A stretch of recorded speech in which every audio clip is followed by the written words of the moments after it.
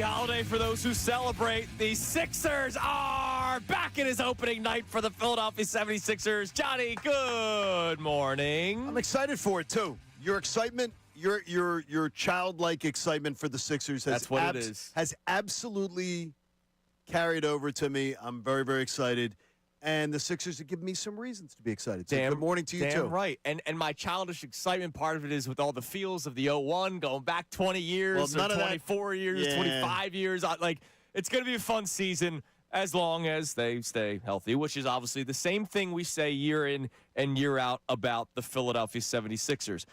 Today is a Wednesday, Johnny. It's one of these days where we can spread our wings and fly a little bit, and we're not evaluating what happened in the previous week's game for the Eagles and not prepping the next week's game for the Eagles. This is one of my favorite days of the week. It's one of the days. And it's one that when we started the show, we both were like, yeah, let's make sure we make Wednesdays good because neither one of us really dug Wednesdays as much as the rest of the days of the week. Yeah. It's a fun day to be able to get into some other stuff. And so today's a day where I want to tap into the mentality of the Philadelphia sports fan, or every fan in Philadelphia, because it's not everybody feels the same way, but it's one of these conversations where the Negadelphian and the Posidelphian sort of clashes. When it comes to sports, what weighs more for you? Confidence or concern, or confidence or lack of belief? And the reason why I have that question today is because the Sixers start the season. And the Eagles are 5-2, and yet it's been a sort of roller coaster ride to the season. For the Sixers, confidence versus concern, right? Confidence in, wow, this team is really good. Joel Embiid is one of the best players in the NBA. Tyrese Maxey, we know how he plays off of Joel Embiid.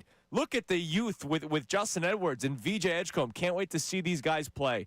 Paul George, whether you like him or not, you know what Paul George is in the NBA. There's a lot of things to be confident about when it comes to the Philadelphia 76ers, but obviously there's a lot of concern.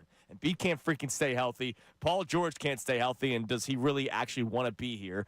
Tyrese Maxey, when Embiid's not on the court, you know how I feel. I think he's still a talented player, but I think there is a fall-off when he's not playing with Joel Embiid. It's why I keep on saying, you trade Joel Embiid today, you're a playing team at best. At best. So confidence versus concern there. When it comes to the Eagles, confidence, you look at the players on the team. Jalen Hurts, A.J. Brown, Saquon Barkley, Devontae Smith, Dallas Goedert, an offensive line on paper that's supposed to be good. We know the issues that they're dealing with this year. Vic Fangio, the great defensive coordinator that turned the 30th ranked defense in 2023 to the number 1 ranked defense last year. But there's a lot of concern about the offensive coordinator, and I believe rightful concern of the offensive coordinator. And as you've been saying since the summer, John, a guy that might be, and now we're finding out, is learning on the job. Just because you're in the NFL for 18 years does not mean you will be a good play caller. That's no disrespect. It's just the way it works. Brian Johnson will be a great quarterbacks coach in the NFL. Deuce Staley is a great running backs coach in the NFL. But some guys can't call plays. Some guys can't be head coaches. It's just the way that it is. That's why they go through interviewing processes, and that's why some guys you see fail pretty quickly. There's a reason why Deuce, many in the fan base have said, Deuce should have been the head coach after Doug. Right. And Deuce can't sniff a play-calling offensive coordinator's job. Correct. NFL knows. There's a reason why Kevin Patullo is an NFL assistant coach forever and never called plays, because nobody wanted to give him the opportunity. Right. The NFL knows. The NFL knows who you are. They know. If they don't come and poach you, there's usually a reason. So who are you, John Kincade? Who are you, Connor Thomas? And I want to hear from everybody today, 610-632-0975, text line or phone line. When it comes to sports, our jumping off topic today, are you somebody that has confidence that weighs more or concern? Now, honestly, I am somebody that by nature, deep down, being raised by Al Salciunas, is a bit of a Negadelphian. All right, by nature, I am. And I don't run from that. I like to say, hey, when the team's good, I will point that out. But I sort of am a person that looks for cracks or maybe flaws in the foundation. That's why I need to call Groundworks, right? And I see what's going on, and I go, all right, this needs to be fixed. Well, they're good people to call. Right, absolutely. You've heard me with the Phillies. I know that team's good, but I believe there are reasons why they would be held back, and that's how my brain works. My brain works with what's going to go wrong before what's going to go right. There are very few seasons where it's the opposite for me. And one of those seasons was the Eagles last year. If you listened to this show, you and I were the beacons of light. And we got ridiculed for it. Yes, cheerleaders. Yep. Pom-pom wavers. Pom-pom, yes, yes. But during the slow start, the first 4 weeks, I was not afraid to say, this needs to get better, this needs to change, or you're not going to win. I don't run from that. No. So what about you, John? Well, I skipped a generation because I was raised by a Negadelphian. Yes. I was raised Tom Kincade, who's over in St. Denis Cemetery. Absolutely in the first sequence of plays, him and my uncles could watch a game and be ready to say, this game sucks, this team is terrible today, right. This is awful, even though they never used the word sucks, for whatever reason. And then now I have a child raised by me who isn't that way watching a game. Right. Who is that way. Who can, very first sequence of plays, she's like you. Right. Which doesn't make sense to me because she wasn't raised by a fan like that. So I tend to let it simmer more as far as that. But when you talk about seasons, it's different. I have very great confidence in the Eagles situation that it's going to get worked out. Where I have no confidence that the Sixers season is going to work out just because the Sixers I always feel like it's something's going to happen. Sure. The banana peel's coming. But I'm optimistic that maybe I can be surprised. And as I've told you, and we'll get into it today, I'm willing to be ultra optimistic. Okay. Connor, I think everybody knows this answer. I'm the world's biggest pessimist all the time. Yeah, I sure. hate to look at the bright. No, you know what's funny that I don't think people get from just hearing the show, but you saw it during our Phillies watch parties. Shout out to Corona. I'm a Negadelphian during the game. I always think it's over. But outside of the actual ongoing of the game, I always have confidence. See, you're the opposite fan. Yes. How many Philadelphia fans do you know Monday, Tuesday, Wednesday, Thursday leading up to an Eagles game? They're going to lose. They're not going to win this game, trap game, blah, blah, blah. And then Friday, Saturday, Sunday, it's screw it, go Birds, right? And you're the opposite. You are all week long, it's chest day, and then you wake up Sunday morning, your chest is hurting. And now all of a sudden you're like, oh, they're going to lose today. Or during the game. The first drive, the first quarter, Connor can go from chest day to being the weakling in the gym. Yes. It's so over. Yeah. Which is my child. That's my kid. And that's the way she is watching a game. I don't understand the mentality myself. I can't fathom that. Like to me, I can't fathom it. Well, that's but the emotion taking over. Yeah, and I guess I'm not an emotional fan like that. I mean, Connor, you saw me during the Phillies game. I'm calm. And I thought they were going to lose the series. I was calm. I'm not like that. Like, to me, when I'm watching a game, there have been very few times where I have cussed.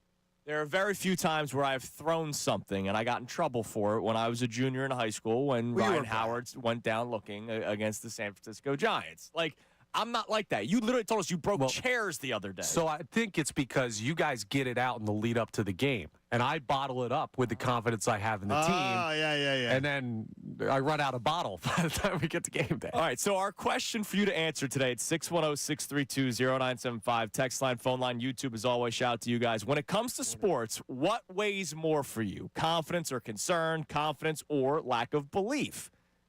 Now, speaking of lack of belief, the offensive coordinator, Connor, I need to hear it. Is there a war afoot? Is there a fanatic civil war afoot? From those of us here on the mornings? With those in the afternoon, Johnny? Uh-huh. Well, as they may be sleeping soundly, much like George Washington did on December 26th of 1776. You looked that up?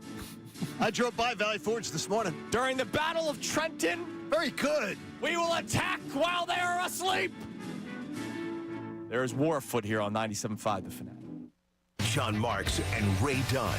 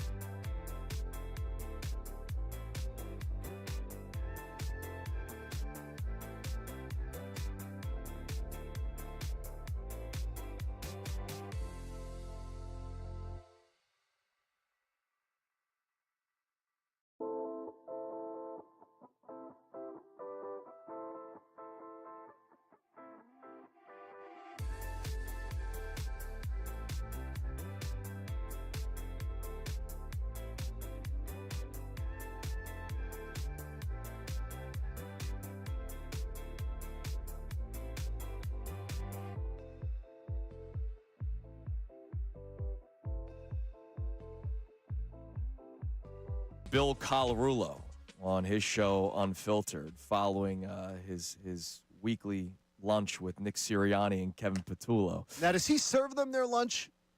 Does he bring it? Do they put in an order with Bill and he brings it to them? That's a good question. I don't know the arrangement. Because I have a feeling he brings them their dry cleaning. I just, I think he brings them their dry cleaning and does little odd jobs for them. I just gotta ask you. You have a Val at the end of your name. How come you're not a part of this crew? Well, Kincade does not in any way fit that. We're Scottish.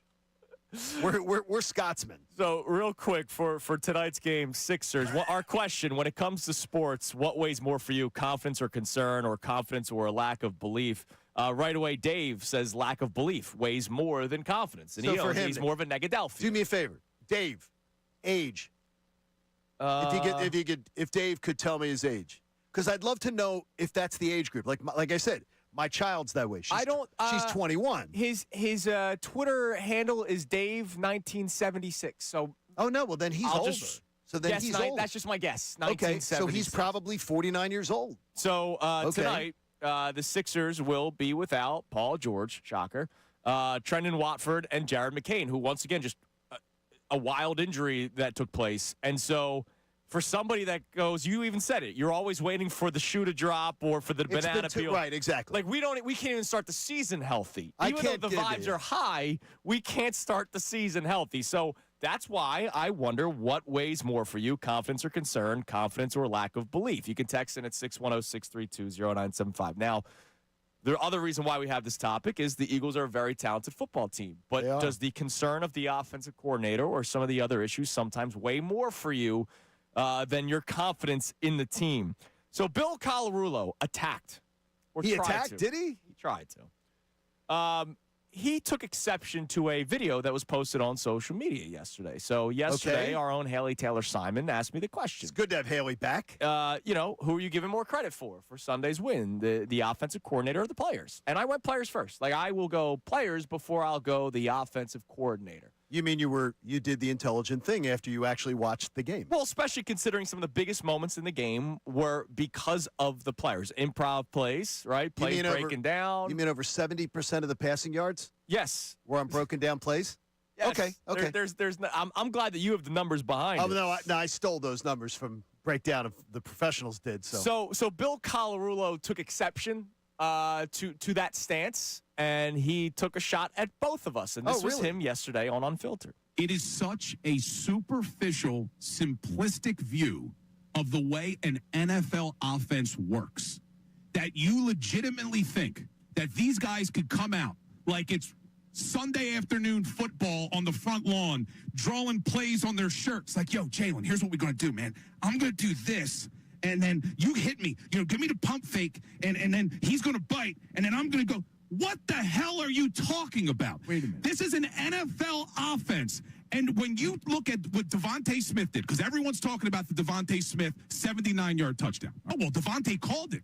Oh, Devontae told them to run it at halftime. Do you know why he told them to run it at halftime? Because the damn play was installed during the week, and he was told what look to look for, what the safeties were doing, what the corners were doing, how they were approaching that exact formation to see whether it was there. Now, make no mistake, as I'm defending Patullo here, does he need to be better than what we saw over the first 7 weeks of the season? Yes. I think there are certain play designs and play calls that I would like to see improve. To sit here and only ridicule when the offense looks bad and give zero credit to the coordinator when the offense looks good, to me, is having an agenda. It's trying to be right. Well, I said at the beginning of the season that Kevin Patullo was going to be a problem, and I'm going to stick with it. It's the same arguments I had with people leading in the last year on why Sirianni deserved to come back. Well, as you know, this show is all about rage bait, so that's why we do what we do, John.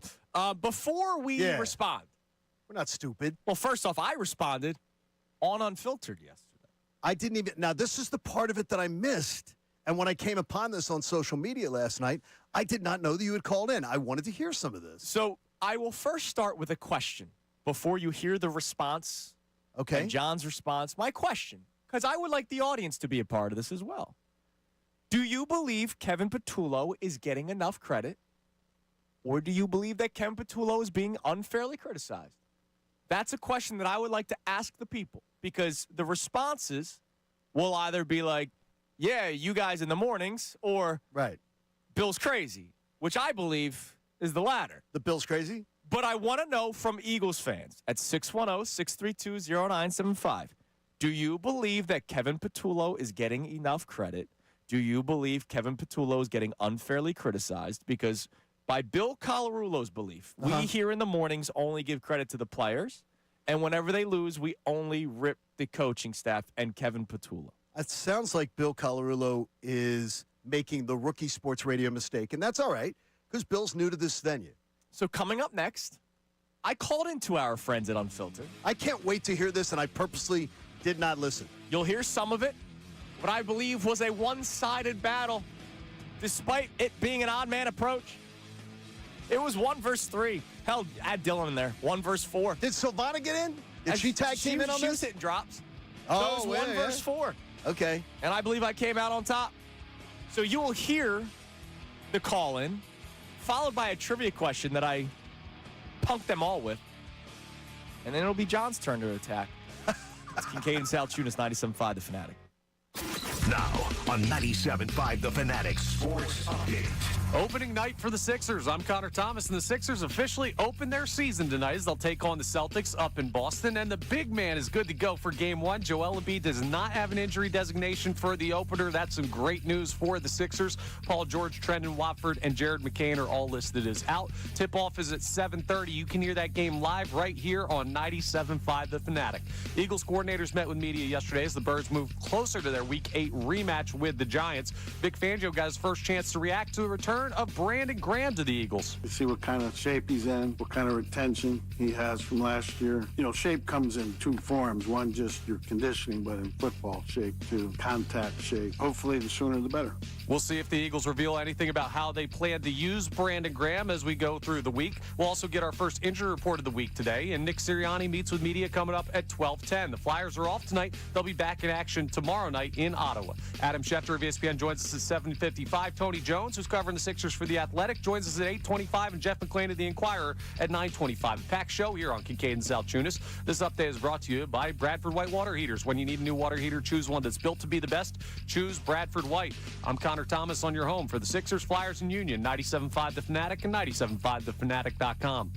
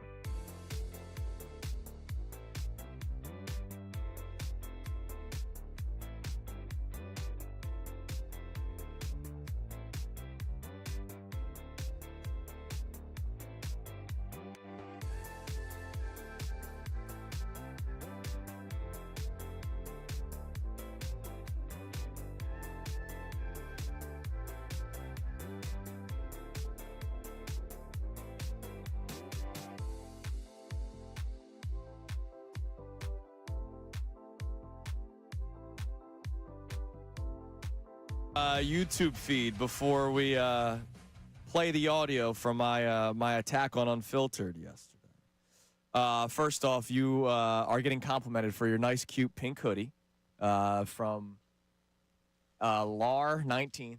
Thank you, LAR19. Nice, cute pink hoodie, is it salmon? Connor. Is that no, this is bona fide pink right here. Now, you see, I'm shade blind, as you know, so I look at that and I see salmon. Yeah. It's I don't see salmon, see, I- whatever. see, I don't see Seaport pink. Pier, they gave this to me when I was down there, so it was That's- very wow, nice. okay, that's very Beautiful. nice. They love the station, love the show. That's wonderful. Bill Colarulo on the YouTube chat.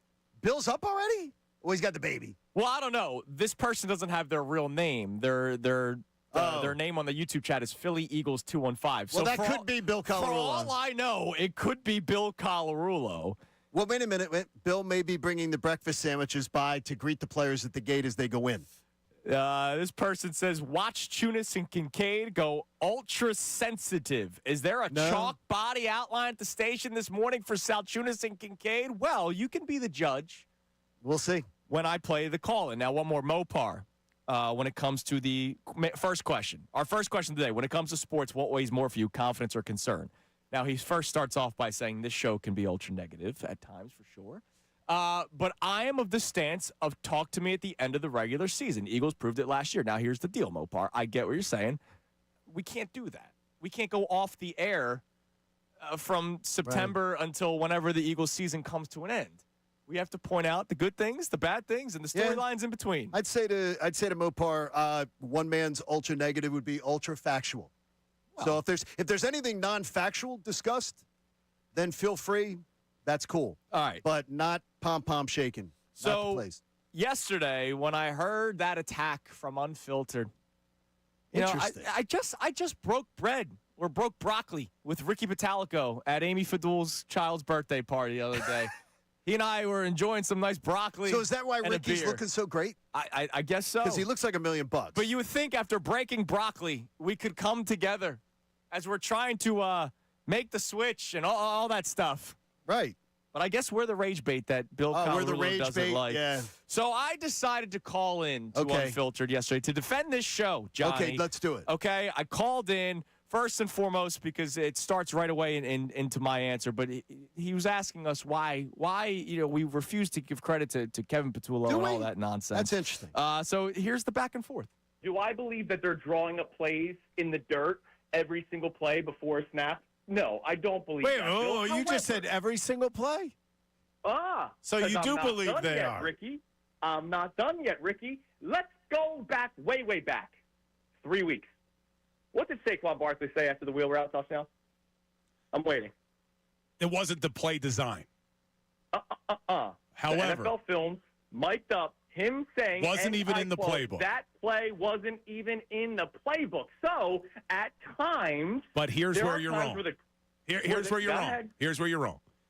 On unscheduled plays like that, there is still an element of the coaching and the game plan in it because players have to understand what the play design was so that then they can go off schedule, because what you don't want is all your receivers in the same spot. So I will give you credit on that one. I'm glad that you could go back weeks to Saquon Barkley going a little bit off schedule on a wheel route and take any credit away from the coaching staff. Well, let's go back a few days. You could make the case that the Devontae Smith 79-yard touchdown pass and the 4th and 5 touchdown pass to A.J. Brown were the two biggest plays for the Eagles on offense. Is that correct?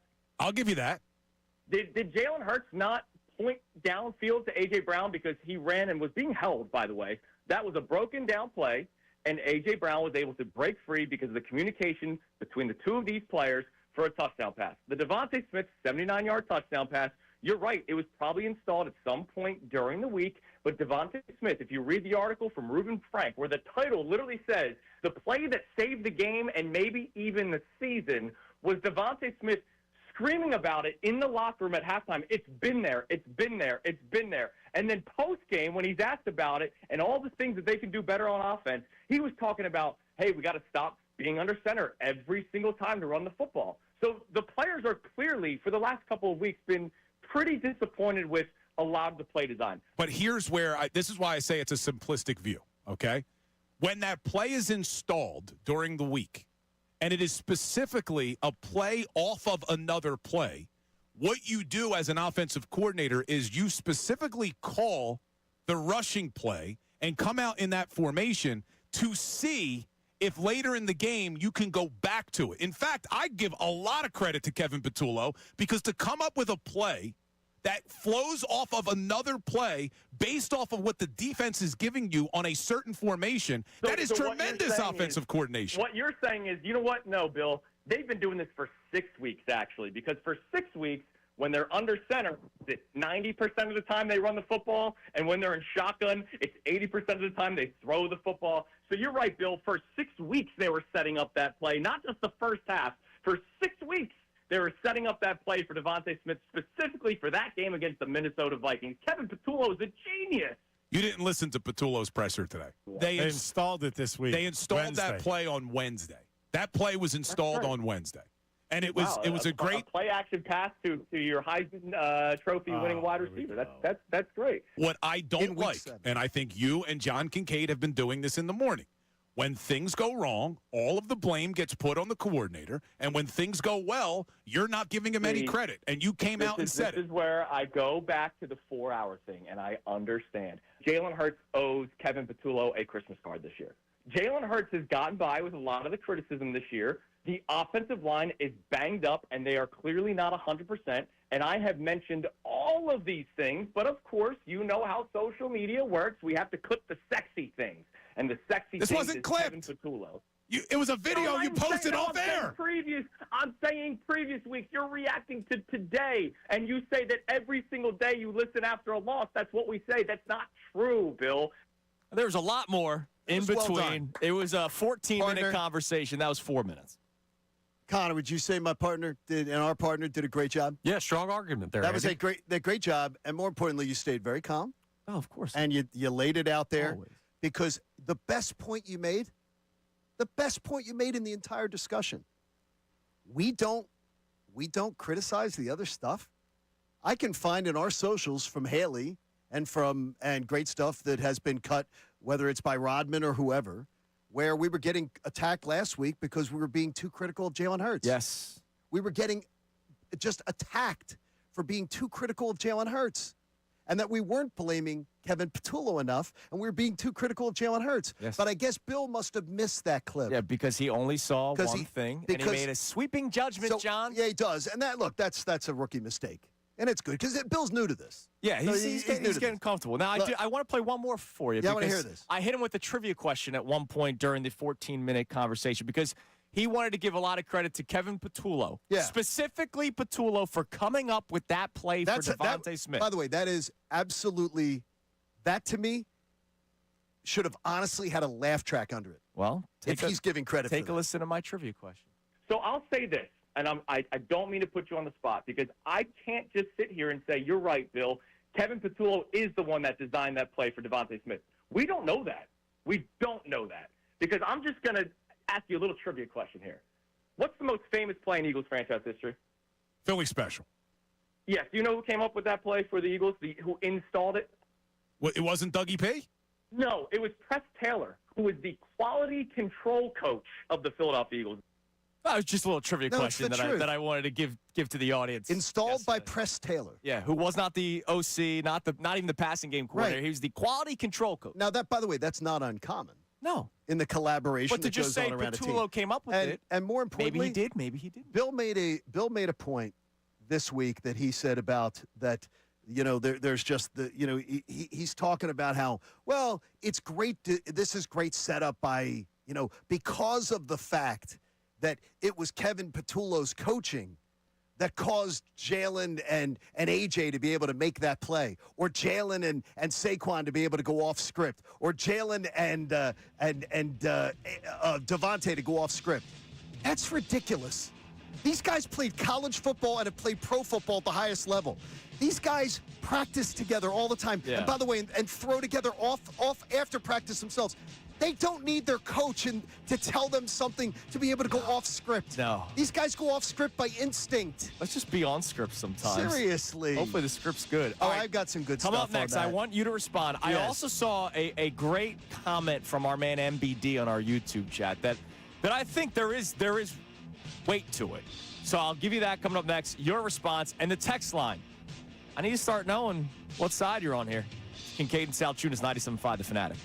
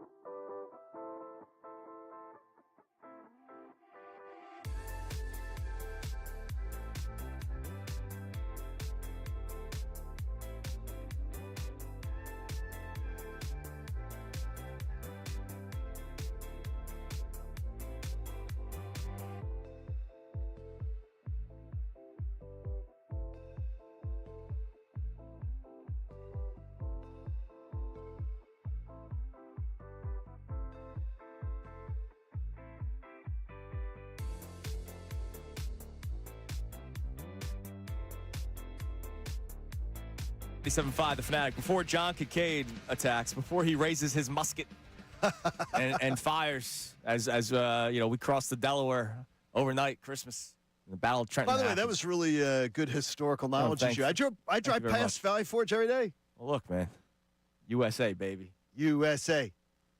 We're not turncoats. Love it. Like some other people here at the station. There was a response from MBD on our YouTube By the way, chat. MBD's been on a roll. No, absolutely. And I think there's weight to this. Okay. Basically, I lost it, but basically saying I can't put all the blame on Kevin Patullo because there could be Nick Sirianni fingerprints on this. There are, and there are. Like MBD is becoming like my favorite YouTube football guy. MBD. Yeah, he knows what he's talking about. His fingerprints are all over the place. So he says straight up, I don't agree with Bill or Andrew. Like, I believe Nick Sirianni has a lot of the fingerprints. And you're right. Now, unfortunately, for time circumstances, we couldn't play all 14 minutes of my calling. But one of the other things that I mentioned was the players that have been vocal about the play calling not coming in fast enough, right? Right. So that's part of the issue with this offense. And again, Kevin Patullo knows football. He's been in the league for 18 years. But there is a difference between knowing football and being a good play caller. That's why some guys can do it, some guys can't. They have to be firing quickly and giving enough time for the quarterback to be able to scan the defense, especially if you're giving 2 play calls, something to check into if the first look isn't good. And when they're only 15 seconds left is when the monitor goes off. Yeah, it shuts off. Like, if you're getting to 15, by the time you break the huddle and get to the line of scrimmage, you only have 10 seconds to scan the defense to try to make some decisions. So maybe Patullo, as more time goes on, can improve, but right now we're not there yet. Brady, in the game that he worked, talked about the fact that Jalen was doing this. Yep, up until like the 15-second mark, waving his hands. Oh, that's great ears. for radio. He's waving his hands, putting his ears to his head and waving his hands, going, which means get the play in. And that's why one of our questions, and I see Scott McMullen on our YouTube chat asking the question. We asked it earlier, but thank you for being a part of it. Do you believe Kevin Patullo is getting enough credit, or do you believe he's being unfairly criticized? 610-632-0975. And a lot of the answers on the text line will kind of tell us which side of the battle people are on. So hold off, Connor. We'll get our first text line here momentarily. John Kincade, I know you have a lot of things that you want to respond to Mr. Colarulo and the team at Unfiltered. Yeah, I'd like to just help Bill out a little bit. Look, Bill, again, Bill's new to this, so it's understandable. When you're new to this, you sometimes make some rookie mistakes. He made the biggest rookie mistake of all when you're starting out like the show premise, and that's the thing. And the biggest rookie mistake is don't start with a false premise, because when you start with the false premise of your argument, you're creating rage bait, which is exactly what Bill's against, right? That's the whole premise of Unfiltered, is to not do rage bait. The idea that, and in his words, that when you only ridicule Patullo, when you don't give him any credit,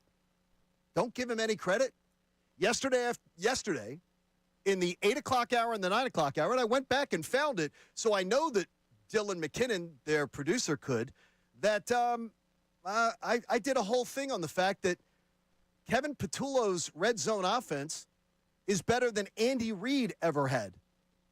The best red zone offense in the history of the Eagles.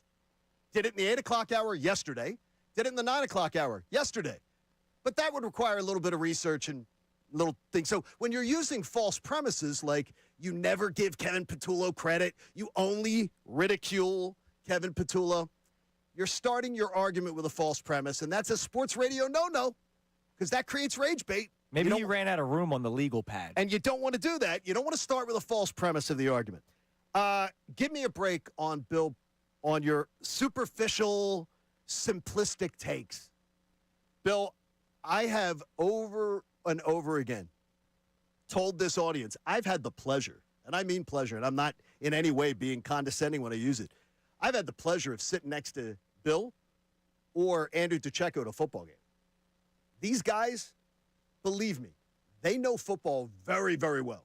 And when you hear them talk football, I told you, Bill, watching a football game, he sees things. It's incredible. His eyes are great. So I respect the hell out of them watching a football game and what they see.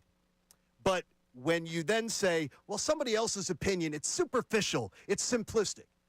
Bill, what I would tell you is this. You don't need to say that about someone else's opinion. Bill, I've talked to 100 times more NFL players than you have. Coaches, general managers, NFL insiders than you have about the game. So other people have opinions that are really, really informed too. And by the way, Andrew painted it in the summer as he was going to give me 50 days, 7 weeks of therapy leading up to the season because I saw this train wreck coming, which is something you pointed out, I guess, in the notes when you were saying that somebody wants to be right about their opinion from the preseason. Well, I was right. I said this was going to be the biggest storyline. This was my biggest concern. We're 7 weeks into the season, 50 days after, and it is the biggest storyline for the Eagles, is that they hired a man who is learning on the job. They're they're Super Bowl champs, and they're struggling like hell. So the biggest storyline. It's not about me being right. It's about me being right. So maybe sometimes people who maybe don't know as much X's and O's as you do can actually look at something, and it's not that complicated. Bro, he played at Gettysburg. They can see. He did. My nephew played at Gettysburg. Nah, we won't do anti-centennial conference on this show. That's the line I'll draw. I respect, look, I respect the hell out of Bill's knowledge. Andrew DeCecco doesn't agree with me on Patullo. I respect the hell out of both these guys. I pump their opinions up all the time. But when you start talking about other people's opinions being, and I quote, Bill Colarulo, superficial and simplistic, you can take that crap elsewhere. Because let's just say I've talked to a lot more people that are a lot more informed than Bill is, that have educated me on things over the time of day. So, and also, too, when you say someone else's opinion is about an agenda, you can take that and you can also put it in the bagster outside. I'll set one up for you. It's not about agenda. It's about having an opinion, having an informed opinion, having an opinion that you come with, that you back up with facts, and then presenting the opinion. It's not about an agenda. That is why you give the man credit when he does well, and you give the man critique when he does poorly. And that is what I have to say. And I will enjoy, as I do every day, listening to Unfiltered with Bill and his entire crew. Love the show, and will continue to do so. And I'm not offended at the disagreement, but I'm absolutely offended when someone else's opinion is called superficial, simplistic. Get off the high horse, get off it, and don't break an ankle climbing down, Bill. Don't break your ankle, because that's ridiculous. Because I just want to give you a little list. Because here's the other people, Bill, who may have just shared my opinion on Kevin Patullo in just the past few weeks. I'm just going to give you this one here. In the past 2 weeks, Dan Orlovsky, Emmanuel Acho, Kurt Warner, Drew Brees, Tony Dungy, Brian Baldinger, Matt Hasselbeck, David Carr, and Steve Mariucci. A list of documented analysts on the record critiquing either the simplicity or the predictability of the Eagles' offensive play calling in the past 2 weeks. So obviously, all those guys who played in the NFL or coached in the NFL, they need to listen to Unfiltered to get educated so their takes aren't superficial and simplistic. Wow. I feel like you just grounded Bill. Like you're wearing like a dad shirt today. I am wearing a dad shirt. I feel like you grounded Bill. It's just, look, here's what I'll do. I build up my teammates. I compliment. I can disagree with Bill, disagree with Andrew. I love Andrew DeCecco, as you know. I disagree with Andrew sometimes, but I build up their acumen, their expertise. Absolutely. One thing you do not do, don't call somebody else's opinion simplistic. Don't call someone else's opinion. Unless it's Connor. Because you're full of crap. Yeah, I feel like I get that 3 times a week. Because guess what? Someone's opinion. You do. Someone's opinion on Kevin Patullo has been a hell of a lot more accurate than someone else. Calling Connor a golden retriever is kind of called him simplistic. I think that Connor being the golden retriever is, I call Connor the golden retriever about life. Sure. Connor comes in every day. He's a golden retriever. Connor has the memory of a dog. He comes in happy. He flops around. He's a happy person.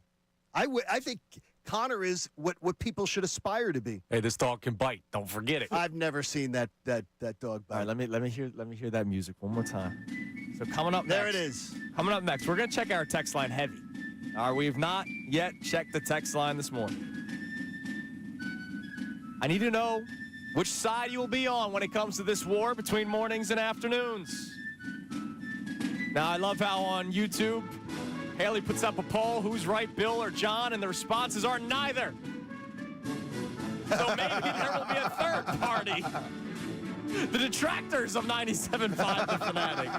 How about none of the above? Haley should have put none of the above. So coming up next, we'll check our text line. It is Kincade Salciunas, 97.5 The Fanatic. Now on 97.5 The Fanatic Sports Update. Sixers start their season. I'm Connor Thomas, and the Sixers officially open up their season tonight as they'll take on the Celtics up in Boston, and the big man's ready to rock. Joel Embiid does not have an injury designation for Game 1. Paul George, Trendon Watford, and Jared McCain are out for the game. Tip-off is at 7:30. You can hear that game live right here on 97.5 The Fanatic. Eagles coordinators met with media yesterday as the Birds move closer to their Week 8 rematch with the Giants, and Vic Fangio got his first chance to react to the return of Brandon Graham to the Eagles. And, all the way from the start, I was teasing him not to retire all the way back last February and March. So, yeah, I've run into him. We've talked when he's come by. I always tease him about it, try to light the fire. So clearly Vic Fangio's happy about getting BG back. We'll see if the Eagles reveal anything about how they plan to use him going forward. We'll get our first injury report of the week today, and Nick Sirianni will meet with media at 12:10. Flyers are off tonight. They're back in action tomorrow in Ottawa. Adam Schefter joins us at 7:55. Tony Jones of The Athletic at 8:25, and Jeff McClain of The Inquirer at 9:25. Busy day here on Kincade Salciunas. This report is brought to you by Macy's Backstage. They're a whole department inside your Macy's store where you can find the looks all for under $30. With new arrivals every day, you never know what you'll find. Find a location at macy'sbackstage.com. I'm Connor Thomas on your home for the Sixers, Flyers, and Union. 97.5 The Fanatic and 97.5thefanatic.com. Every game day right before the Birds.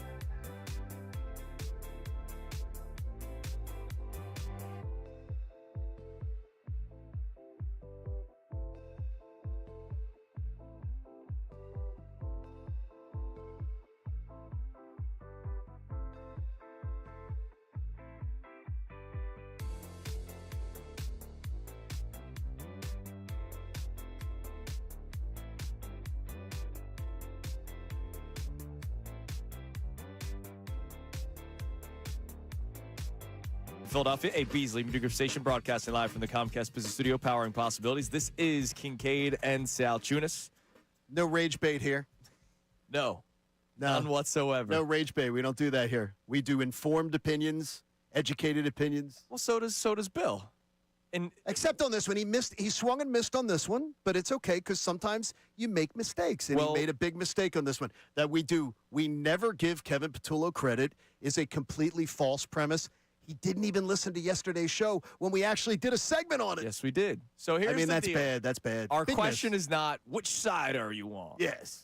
Our question is, do you believe that Kevin Patullo is getting enough credit, or do you believe he's being unfairly criticized? Because I'm curious where the Eagles fans, our audience, our wonderful friends on YouTube, people listening in their cars, at home, whatever, how they are handling that question at 610-632-0975. One of our listeners, DJ, checks in. What's up, DJ? And he says now it's in just the 3-week period that they've been 1-2.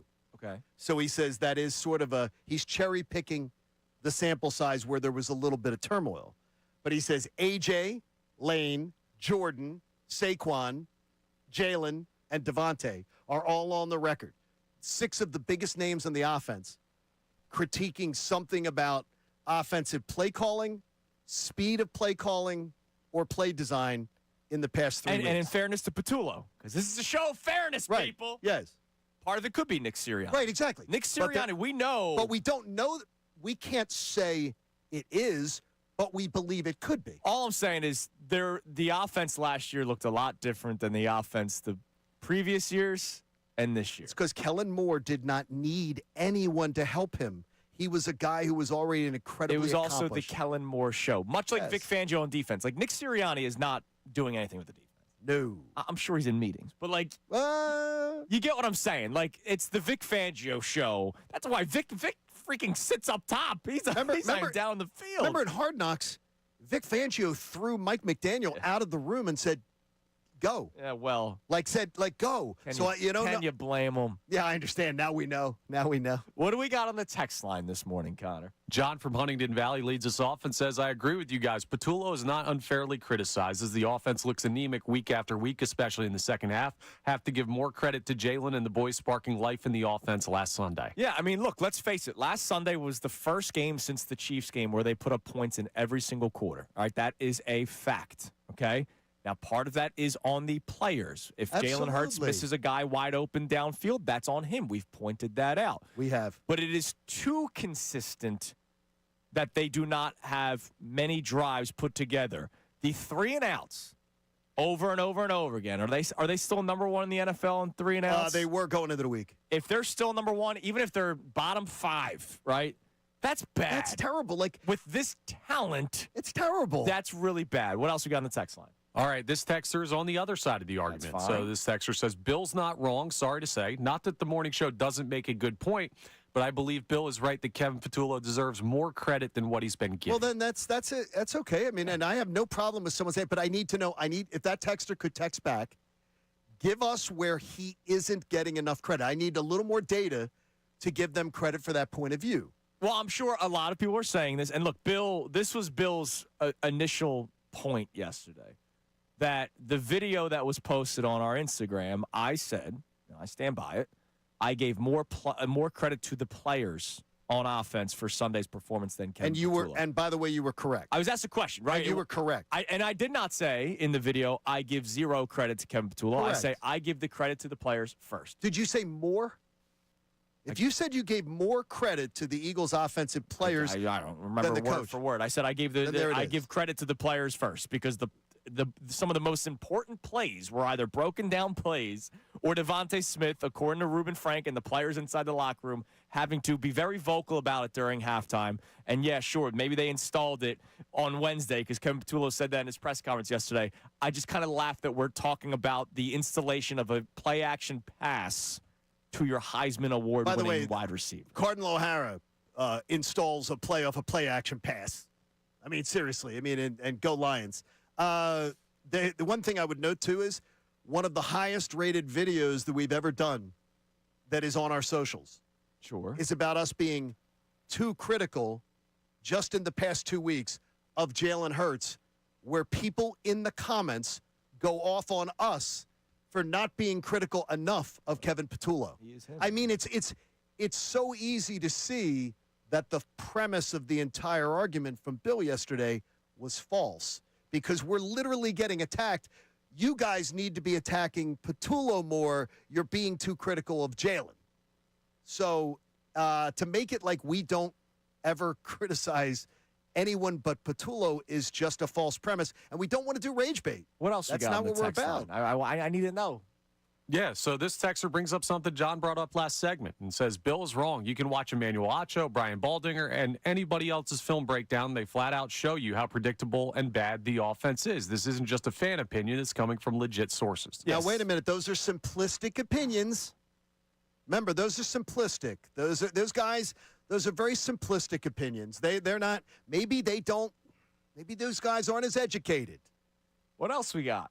Mm-hmm. I told you I want to hit the text line heavy, man. John V checks in, says Kevin Patullo has absolutely sucked to start the season. Anyone with 2 eyes and half a brain can see this. I'm not saying the entire fault is on him, but the majority of the fault absolutely is. I got 2 eyes and half a brain, so I'm in that crew. And to just reiterate, because maybe Bill's listening and missed the other times we've had this conversation, doesn't mean Patullo might not get better. No, he can. But the thing is, I don't want a guy with the world champions learning on the job. Right. This isn't a job. Especially if it ultimately holds them back. It's not a jobs program. This isn't a jobs program. This is the Super Bowl champions. He's never called plays in his life. Oh, my gosh. And there's a reason. Yeah. You're in the NFL this long, and nobody's ever gone, you know what? Hey, by the way, I said it before, and I'll give you the number again. The average, all the offensive coordinators in the NFL, so everybody who calls plays in the NFL, on average, it takes you 6 years to be on an NFL staff to get to call plays. You're on an NFL staff 6 years on average before you call plays. Kevin Patullo, 18. Yeah, a little bit of a difference. All right, let's go to the phone. Let's go to Craig in West Effort. What's up, Craig? What's going on, man? Hey, how you guys doing, man? Speaking of the Eagles, go West Effort Eagles. What's up, Craig? Yeah, right. I've been actually watching Glassboro blow everybody out every week. Yeah, dude, they're dangerous, man. Good squad. Yeah. So anyway, my point that I wanted to make was I'm not really a fan of the Brandon Graham thing. Not nothing personal towards him or that he wouldn't be able to help the team. My question to you guys is, what do you think about these guys that play 14, 15, 16 years? And then they want to get back into the game, or they retire and then get immediately into TV. Because I was always told if you're really, really, really good at something and you're great at something like a championship level, then you really, really suck at something else. And most of the time that is parenting, being a husband, fathering, taking care of household, all of that stuff. A lot of these guys, I've talked to you guys before about my brother being an NFL player for 10 years. And when you have that kind of routine, these guys don't want to walk the dog. They don't want to take the kids to school. I see it. And it's kind of like, all right, bro, love your family. Isn't it a mission to really I think Brandon Graham loves his family. I think Brandon Graham loves his family. You see him with he doesn't love his family. Yeah, I'm not. You see him with his girl. You see him with his girls. I mean, seriously, he's wonderful. He adores his family. My point is this. At some point, go home. I got you. I hear you. Now, Craig, he's better at that. So Brandon Graham, and thanks for the call, brother. Appreciate it as always. Brandon Graham straight up said he did not want to retire. It was not his decision to retire. All right, he was ready to play another year because he got hurt. He didn't want to, he was playing at such a high level. Howie Rosen made the decision. I believe this is a mutual decision to bring him back, right? Brandon Graham clearly never really had that full sense of wanting to retire. Yep. And now that the Eagles are desperate, right? Like, this is a desperation move. You're very desperate. If you're going to a 37-year-old guy who tore himself his pec twice last year, you're desperate. Who was it? You said Mike Sealski wrote something. Yeah, Mike Sealski goes, if you took the name Brandon Graham off of the move, you take his name off, and you said the Eagles are signing a 37-year-old guy who was retired, who last year tore his pec twice. Right. Nobody would be going, yeah, we'd this be like, is the move, dude. What's going on here? This is it. And Sealski with a great point there. Really, really good point. I'm excited to see it. I'm excited that he's back. I'm excited to see him. I also think he can help, but I'm not expecting like him to be who he was last year before his injury. No, but the thing is, we're excited to see it. But I disagree with the premise, though. I've seen many athletes who were really, really good that retire, and then, by the way, they're great parents, they're great husbands, they're great, and they get on with it. They get on with it. They don't have to suck at it. Now, we're excited for BG. Seems like Vic Fangio is as well. Coming up next, just how different could the Eagles' defense look on Sunday? Vic Fangio spoke about Brandon Graham. He also spoke about someone we haven't seen since week 3. Ooh. Hear those clips coming up next. Also, I have a really cool opportunity for you guys to hang out with me on Sunday. Or, well, hang out with fellow Eagles fans. And your dad. You don't want to hang out with me. It's Kincade Salciunas, 97.5, The Fanatic. Unfiltered with Ricky Bo.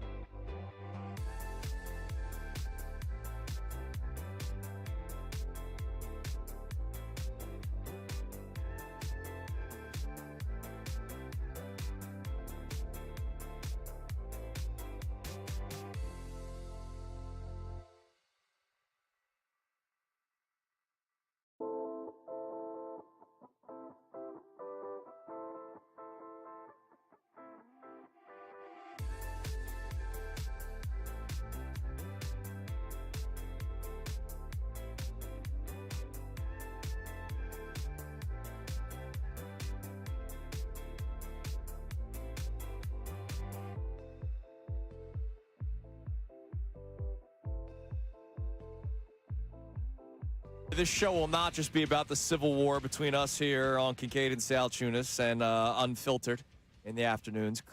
Wondering where Middays with Marks would fall on this, or are they their own third party? Well, listening to Middays with Marks, I think that they would fall closer to us. Yes, I believe so. Listening to the commentary from it. But reading the YouTube chat, when asked which team were you on, a lot of them said neither. So maybe Middays with Marks will also drop a neither. I don't know. We got a Phillies war with them. We got an Eagles war with Unfiltered. There's no Phillies war. I mean, because I think that it's just a disagreement of opinions. I think you fall. It's just a disagreement of opinions. I don't have any, because I respect your opinion on the Phillies. You know how much I respect your opinion on the Phillies. I just disagree with your thought process, because I think that going into next year, as Amy Fadul pointed out yesterday, if you bring back Real Muto and Schwarber, you're getting a big lots outfield. What you're saying is Connor's opinion is very simplistic.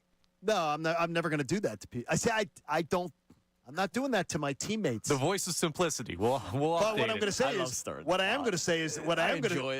say is A plus B sometimes does equal C. If you want Real Muto and Schwarber back, I do not need to hear from you next summer when you say, Dave Dombrowski didn't do anything enough to really improve this outfield offense. Our outfield, this is a weak outfield. Because you're asking for it. Davey minor leagues all of a sudden you're doesn't asking care for about it. trading away prospects. He'll build a farm system. I wonder if it's about the handoff of the keys to Preston Mattingly, that Preston Mattingly was brought into this organization to build up the minor league system, and he's done a good job. And that so when Preston is handed the keys to the organization, when Dave goes to, out to Franklin, Tennessee, that Preston wants to have a minor league system so he has coffers to trade from. Could be. All right. I have a really cool opportunity this weekend, Johnny. I think it's a great one. As you mentioned, Pop will be there, too. Mr. Salciunas will be there. It's worth stopping by just to do that. So this Sunday, before the Birds take on the G-Men, we have the True Fan Tailgate. I've been doing a couple of reads for it. I posted a video of it on my Twitter account at @Salciunas975. But now I found out yesterday that we will be giving away 5 pairs of passes to the True Fan Tailgate Philly Sports Trips here locally at the H-Lot. So we will give away 2 today, 1 tomorrow, and then 2 on Friday. So wait a minute. So someone who is going to the game or someone who might not even be going to the game can bring them and a friend. I'm not going to the game. So my dad and I will then go somewhere afterward to watch together. Okay, that's fantastic. So that's something that you can do. So here's what I want to do. Our second one will be like a text line giveaway. But you know what I haven't heard at all this year, John? Kevin Patullo get praised? I haven't heard somebody call in with an Eagles jam. I haven't.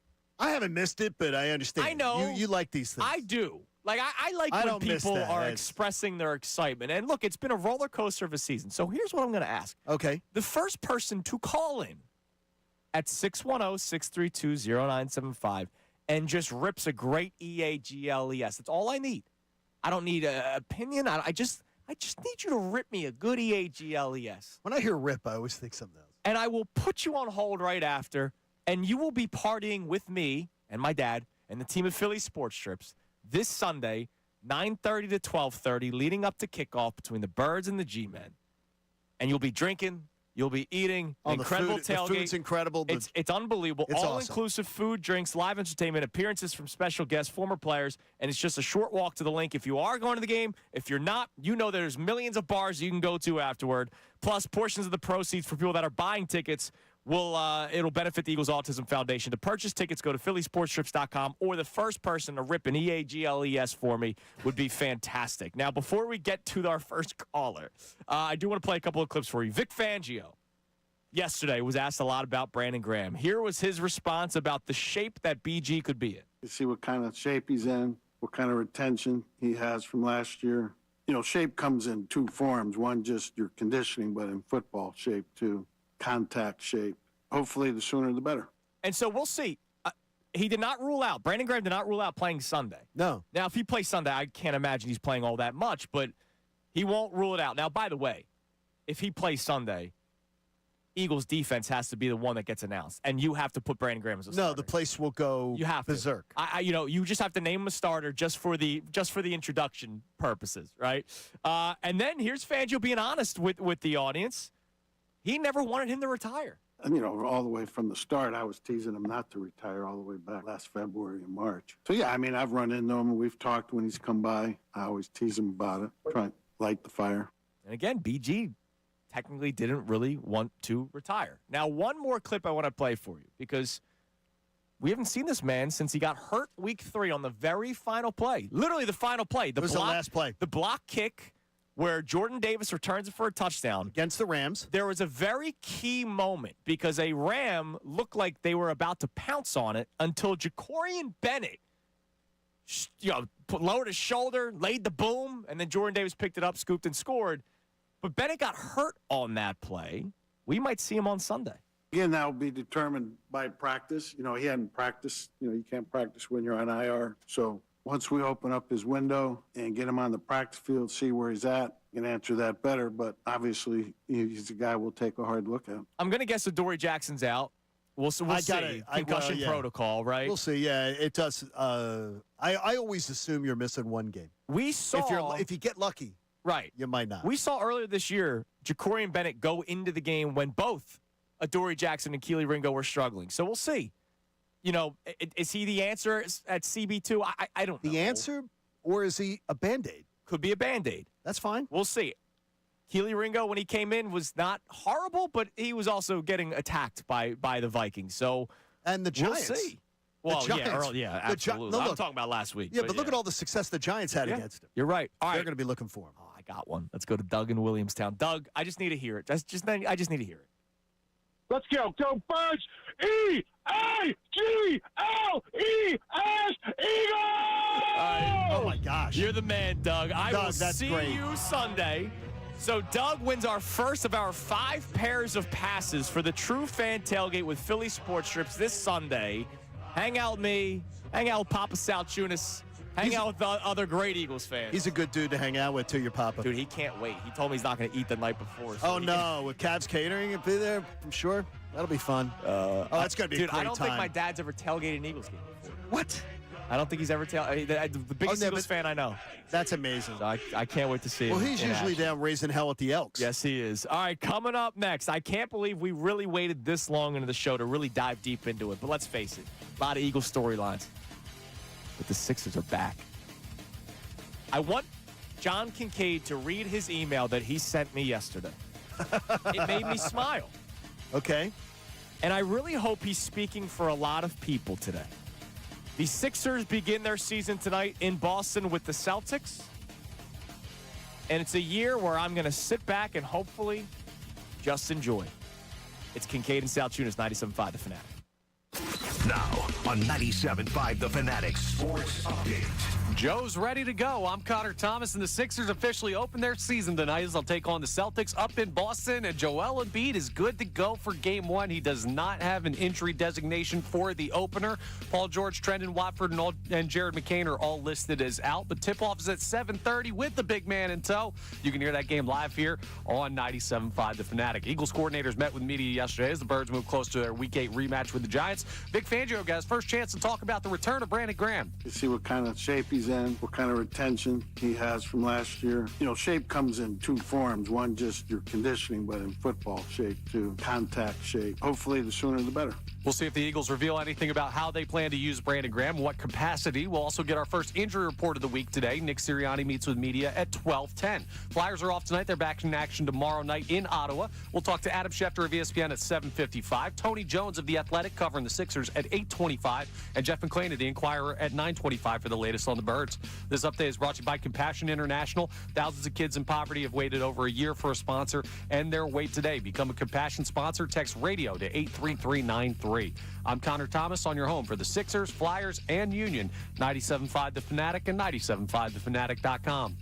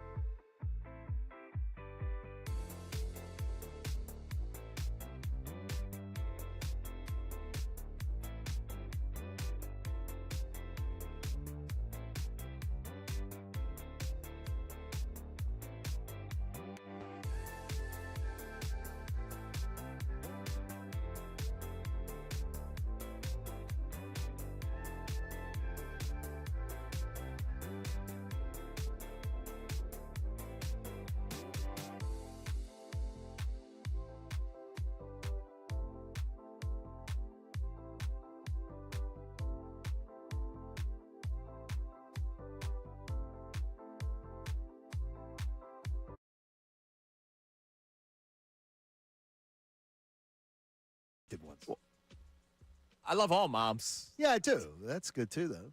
My wife it was a struggle with Coop this morning, trying to get him to daycare, and it was a struggle. I called him at one point to FaceTime, trying to make him nothing. Not even silly dances did anything this morning. Nothing. So shout out to the moms out there. Moms, the moms are the stronger ones out there. There's no questions asked. Let me tell you. I would say to my wife all the time, I'd be like, I never want to trade places because it's heavy lifting. Yeah, damn right. It's amazing, and there's a great skill to it. So shout out moms. We love moms. Mom. Coming up on the show, Adam Schefter for his Wednesday hit at 7:55. A lot to get into with Shefty, especially about the return of Brandon Graham. He was the one that first reported it this past Sunday. I was going for a walk, and all of a sudden I got the Shefty alert, the noti. And I was like, wait, what? So Adam Schefter joins at 7:55. Adam says he's going to keep everything very simplistic for us, so that way we understand it. He's going to keep things because he's very well-schooled in the NFL. Jeff McClain will be joining us coming up at 9:25. And in the middle of that, our man Tony Jones. Tony Jones covers the Sixers for The Athletic. Now, he covered the Jazz for a long time. He made his way over to Philadelphia, just like his bio on Twitter, covering the Sixers in the NBA for The Athletic. Hoops addict, doting father, Akron-born, Brooklyn/Philly raised. So he knows the Philadelphia area. Went to Utah to cover the Jazz. Now he's back home covering the Sixers. So just a kid from Akron. We'll tell. Yeah, he's the kid from Akron that everybody knows about. He'll be joining us coming up at 8:25 because the Sixers start their season tonight against the Boston Celtics. Now, I've said this a couple of times too. First off, you guys know my love for the Sixers. Like they're like my child, right? Like I can't wait tonight, 7:30. Absolutely. To be sitting down watching the Sixers and just ignoring everything that's happened. Like they are the team that I will ignore everything that took place. I'm going to love you unconditionally regardless, right? And more than any team in this town, that's how you are. I mean, I think again, the being 7 going on 8 when they went to the finals, like that was my first taste of wow, this is really cool. I have memories of my dad like shaking me when the Sixers won game 1. You know what I mean? Like staying up late, watching that game. That's dangerous for kids, by the way. Parents, don't do that to your kids. So I can't wait. So like I don't hide my emotions with the team. I've also said to you guys going into this year, I'm not even going to have expectations. Like I know that there's some people picking them to finish in the top 4 in the East. I'm just going to go in hoping to enjoy myself because last year was a constant kick in the nuts, right? Every single day, whether it was an injury report or a leak from the locker room or what are they going to do? Are they going to lose the draft pick? That was a fear, right? Last year sucked. So I'm just hoping I enjoy myself this year. But John, you made me smile yesterday with the email you sent me. And I'm making a vow to you and Connor, and you will both be able to hold me accountable to it, because for the first time since I've known Connor and the first time since I've worked with you, I'm willing to do the Men in Black mind wipe with Joel Embiid, because I think he defines the term polarizing to me. Oh, yeah. Because he's a superior talent that, to me, has never realized his full potential. And I think it's equal parts bad luck and equal parts his lack of professionalism and poor conditioning. Yeah, like the bad luck, Jonathan Kuminga falling on his leg. I always hear about, well, he got the broken, somebody breaks his face. And his own teammate. And then and for that, I'll say, okay, well, let's talk about his own lack of professionalism, that he came in and it took him 3-4 years till he acted like a pro. So let's not just paint it as bad luck. Like going out late with Trevor Noah before a playoff game probably shouldn't happen. Trevor Noah, who's not funny at all, too, either. But that's another thing altogether. Look, so, see, I didn't put the fine in yet. But I've never questioned that the guy's tough. I've never questioned that I thought he could put it all together. So let this be the day. I am going to do something that I think I'm going to challenge some other Sixers fans to do. I'm going to set aside the hurt, all that past critique. I'm going to set aside the snark, the skepticism, and the past upset. And I want to look at 2025, 26 Embiid the way Andrew does. Sort of the way the lovesick head cheerleader looks at the starting quarterback at the Dairy Queen after the big game. Oh, yeah. I'm willing to swear to it today and commit to it. It's a new day. It's a mind wipe. Bring on the 76ers season until he proves me wrong for turning the page on him. I'm all in on Embiid and the Sixers' chances, and I'm willing to even institute the $1 fine every single time if there's any kind of snarky offense on Embiid's past. So that will be held. And I am putting someone, Haley Taylor-Simon, who I trust very well. Haley is in charge of the $1 fine. So if there's any Embiid snark in any way that involves his past, that it involves beyond this day, anything that has happened before October 22nd, 2025, Haley can institute the $1 fine, and it must be paid immediately. Great cash, homie. We could be rich by Christmas. It must be paid Damn immediately. right. Dude, this is my bonus. Right here. And Haley is the arbiter. Haley will control the funds, and then Haley will decide what you guys do with it behind the scenes. I promise I'm going to do my best to not give you guys a freaking dime because I really do. I'm really excited. And when I say to you I'm not doing radio bit excited. I know. I was a little bit excited and intrigued. I think it's Edgecombe. I think it's how much I love Maxi's game. Mm-hmm. And I really want to see what Nick Nurse can do with a healthy Embiid and some young talent. And McCain, get healthy, get back. I'm really excited. And look, I make the vow. Anything that happened with Joel Embiid, I will stop bringing it up. Okay. As of today. And I'm making a mind wipe until he does something to hurt me where he brings it up and brings it back into the Connor, what nice steakhouse do you want to go to with all the money that we're going to Ruth's Chris sounds great. Ruth's Chris. Yeah. Look, you said something about Nick Nurse that I'm very excited to see what Nick last year can do. in the moment, a lot of people struggled with his inability to coach. A lot of people in the moment. And I know I sounded like a homer or a honk or whatever. Could you blame him?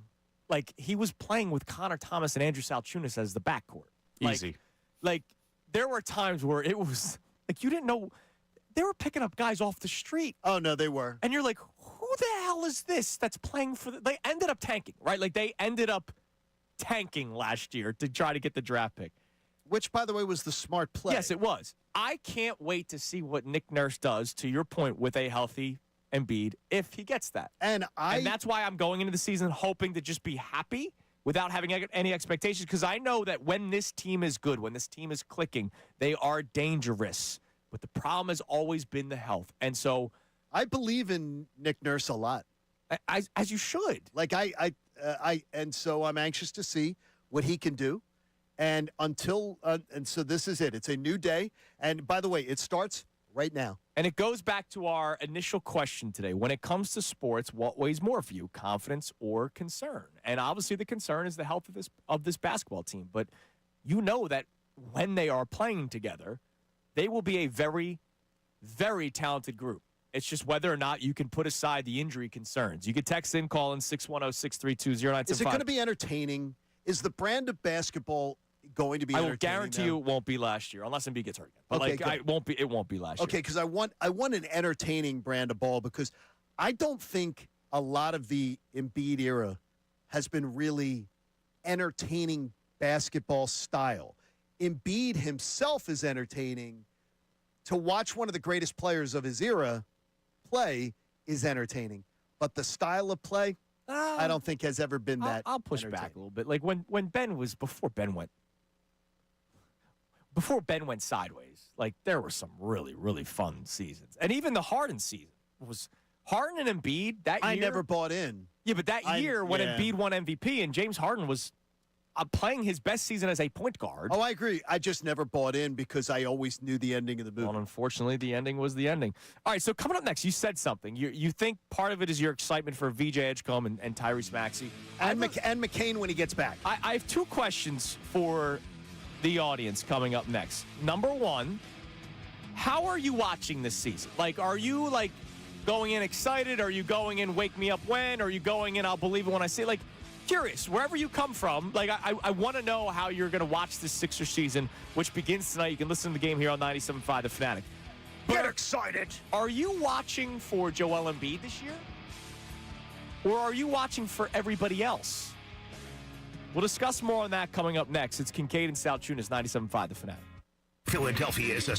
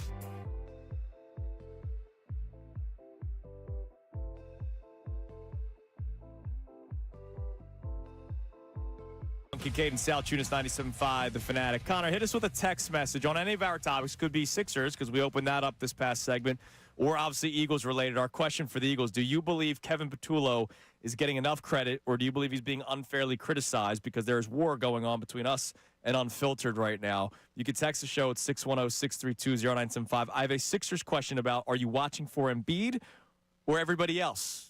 We'll get into that in a little bit as well. What do we got on the text line? Sean checks in and says, as much as I want to feel the same way Andrew feels, I can't do it with the Sixers. With the way the recent years have been, it's hard to believe this season will be any different. I give Joel no more than a month before he goes down again. Hey, it is hard to believe that it'll be any different. Now, look, I will say this. It's not going to be last year. Last year was a freaking disaster.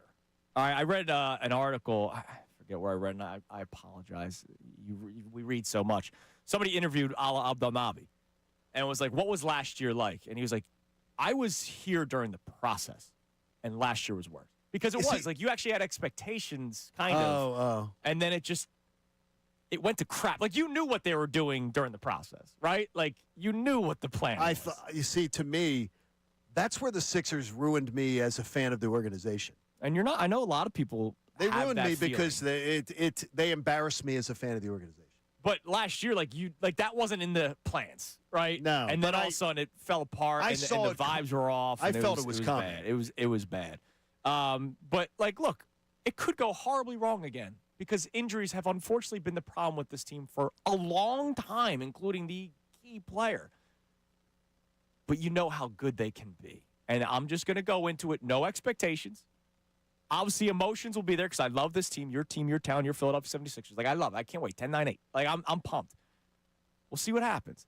Real quick, before we go on, I talked to him during the break because I saw we have a caller on hold. So John, you don't have the call screen in front of you, so I'm sorry if you're blindsided by this. No, I like that. Aaron in Lansdale is on the phone with us, and Aaron wants to talk to you specifically, John. What's up, Aaron? What's up, brother? What's up, John? How you doing, love buddy? you guys, man. Love the show. Thank you, man. I've been listening to you guys since I moved up from Raleigh about 5 years ago. I've heard your story. Your battle with everything going on with cancer, and everything that you've done, and how it's changed your life, but in a good way. And you always have just had a great attitude, and you empower people like me and just anyone to get through their day, no matter what you're facing. And thanks, man. I think it applies a little bit to your topic, the confidence or concern. And I think that confidence goes a long way. And, what made me call you today is that I work with somebody that I think could use some confidence from you. Who's that? Just somebody that's, it's a girl I work with. She's a mom. She's in her upper, she's probably like 37 or so.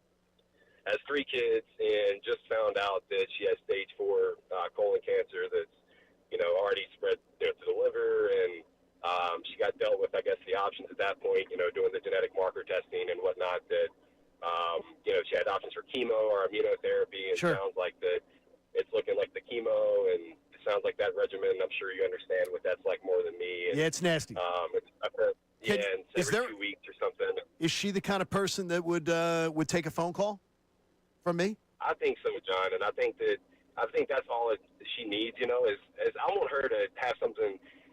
I think she can make it. She's a fighter. She's a strong woman, and the more confidence and the more feedback she can get from somebody like you, I think just can go miles, man. Well, how about you, Andrew will put you back on hold. Sean will get your phone number or get the number that you can get me in touch with her, and I'd be glad to do anything I could to help her out. John, this means so much, man. Even No if, problem. like I said, just a kind word that she can make it. No problem, man. Take care of yourself. I Aaron, appreciate you're the man, you. all right? Call anytime, and I'll That's put great. you on hold so we can get your contact in and hers, all right? That's great. All right, thanks, guys. Thanks, Aaron. All right, just put him on hold. That's Yeah, great. sorry, I didn't mean to blindside No, you. that's good. That's good. I saw it at the end of the last segment. I was like, I don't want to rush this. Real quick, just quick little PSA. I understand that this show is not, we don't take calls all the time. Yeah, we don't take a ton of calls. We're a very prepared show. We have a lot that we get into. We have a lot of great guests. Like today, we have 3 guests today. We have Adam Schefter, we have Tony Jones, we have Jeff McClain. We played the back and forth between Bill and I. Right. I just want people to know that we are here for you. Yes. For anything, not just sports. All right, like life, because of the journeys that you have gone through, the journeys that I've gone through with my son, and the NICU experience. Life's tough, man. It is. Life's hard, and we know that a lot of you are here with us every single day, and we appreciate that because it's the reason why these lights are on. Yeah, that's beautiful. We Because of appreciate you. that. So, And if she wants to speak, I'll be glad to speak to her. Yeah. And there is a lot of hope out there. yes, there is. There's a lot of hope out there. Our buddy John Kruk Yep. is going through it right now. We just you hear Jason Martinez back on, now coming back to the station with Marks. And I can tell you, Martinez has always been an ornery pain in the ass his whole life. And there was no doubt. And the day he got diagnosed, I called him on the phone and told him, you've always been an ornery pain in the ass. Hell yeah, man. And you're going to be fine. And I can tell you is that in the worst of days, you dig deep, and there's a lot of people willing to help you. Yeah, a lot of people want to, and everybody around here helped me many, many mornings. And so I just want people to know, we are here for you. I understand. I know the perception. Oh, you guys don't take calls. Well, we do if you called. We do. We do. We do a lot of texts. We do a lot of guests. We do a lot of tweets, emails, you name it. We try to communicate every possible way. But if there's ever a time where you need a support system, yeah, we're here, man. And reach out too, so we can always get in touch with you. And too. If you need a beer at Garage, you know who to call, right, Connor? Who's that? All right. Sixers question for you. Are you going into this season watching more so Joel Embiid or more so everybody else? And the reason why I asked that question is everybody else is the future. And I'm not talking about Paul George. I'm not talking about, Andre Drummond and Kelly Oubre, respectfully. I'm talking about Maxey, McCain when he comes back, VJ Edgecombe, Justin Edwards. Joel Embiid will be the poster guy, right? Come see the Philadelphia 76ers at the new Exmo, the Xfinity Mobile Arena. The Exmo. And it's Joel Embiid. Are you watching for Joel Embiid or are you watching for everybody else? I'm watching for everybody else. See, I'm still big man, but, No, I'm watching. No, because here's why. Because I want to this is going to sound terrible. I want to find a favorite player. Because right now my favorite player is Tyrese Maxey. Gotcha. And so he'll probably be my favorite player. But I would really love it if VJ Edgecombe became my favorite player. I think he's going to steal the hearts of a lot of people. I would really love it if Jared McCain is already piqued my interest big time. It's been a long time since we saw him. I would love it if a young core of Sixers, I got to love them for 5, 6, 7 years. I'd love nothing more. So to me, I'm looking to find a young core. Look, I've been saying it for a daycare, if you will. I've been saying it for about 2 years now. That's the next mural at that bar we talked about. Now, guess what? That could end up being a mural that actually sticks. No more murals. No, it could be a mural that actually sticks. No more murals. I've been talking about the next steps post Embiid while he's still on the team. Right. Him becoming Miami Shaq and Maxey being Miami D Wade, whatever. Correct, I'm just throwing out examples. I think Embiid still has a lot of ability, but at points he's going to have to lean on the young guys more this year. He's not getting any younger or healthier. He's talking the talk. I will need to see him walk the walk. Yeah, look, when he said the other day, I've always wanted to swing it. No, you haven't. No, he hasn't. But if you want to this year. But he's got better options now, potentially, if they're all healthy. Because he never had them. Trustworthy swing ones. it to Ben Simmons? No, he never had trustworthy ones. Exactly. Coming up next, Adam Schefter for his midweek hit here on 97.5 The Fanatic. Now on 97.5 The Fanatic Sports Update. The Sixers are back. I'm Connor Thomas, and the Sixers officially open up their season tonight. They'll take on the Celtics up in Boston, and the big man is good to go for Game 1. Joel Embiid does not have an injury designation for the opener. Paul George, Trendon Watford, and Jared McCain are out. Tip-off at 7:30. You can hear that game live here on 97.5 The Fanatic. Eagles coordinators met with media yesterday as the Birds move closer to their Week 8 rematch with the Giants. Vic Fangio got his first chance to react to the return of Brandon Graham to the Eagles yesterday. And, all the way from the start, I was teasing him not to retire all the way back last February and March. So, yeah, I've run into him. We've talked when he's come by. I always tease him about it, try to light the fire. We'll see if the Eagles reveal anything about how they plan to use BG going forward. We'll also get our first injury report of the week today. Nick Sirianni will meet with the media at 12:10. Flyers are off tonight. They're back in action tomorrow in Ottawa. We've got a busy day here on Kincade Salciunas. Adam Schefter joins us coming up next. Tony Jones of The Athletic will join us at 8:25 to talk some Sixers basketball. And Jeff McClain of The Inquirer joins us at 9:25 for the latest on the Birds. This update is brought to you by Groundworks, your trained and certified experts for basement waterproofing and foundation repair since 1997. Book your free inspection at groundworks.com. I'm Connor Thomas on your home for the Sixers, Flyers, and Union. 97.5 The Fanatic and 97.5 The Fanatic.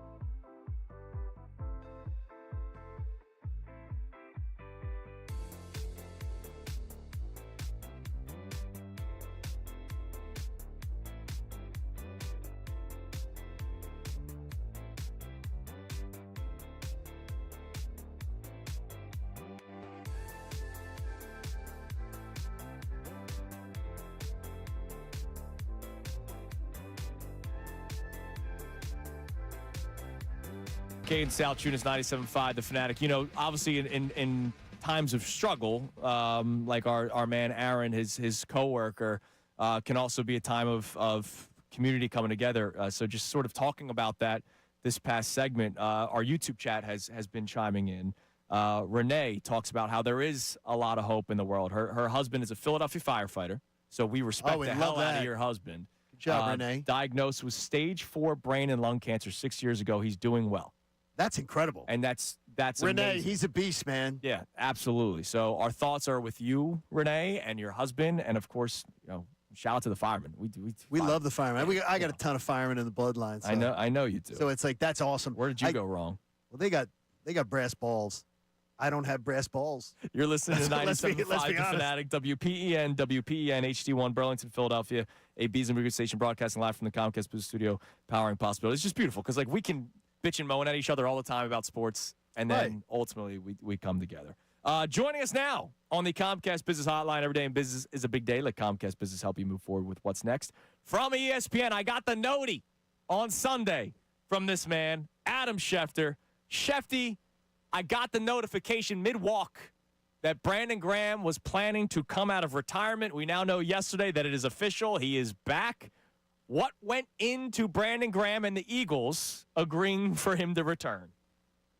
Well, I don't think it was that complicated. First of all, he had been in the building. He had been kind of visiting with people. He had been missing the sport. He had been working out and training on his own. So Darius Smith stepped away and retired, creating an opening right there. Everybody knows how popular, respected, and beloved Brandon Graham is. You always want a guy like that in your locker room. And so when he voices some interest in coming back, and there's an open roster spot, and he's training to do it, and he's in the building anyway, why we cannot make it happen? The only issue was just working out the money.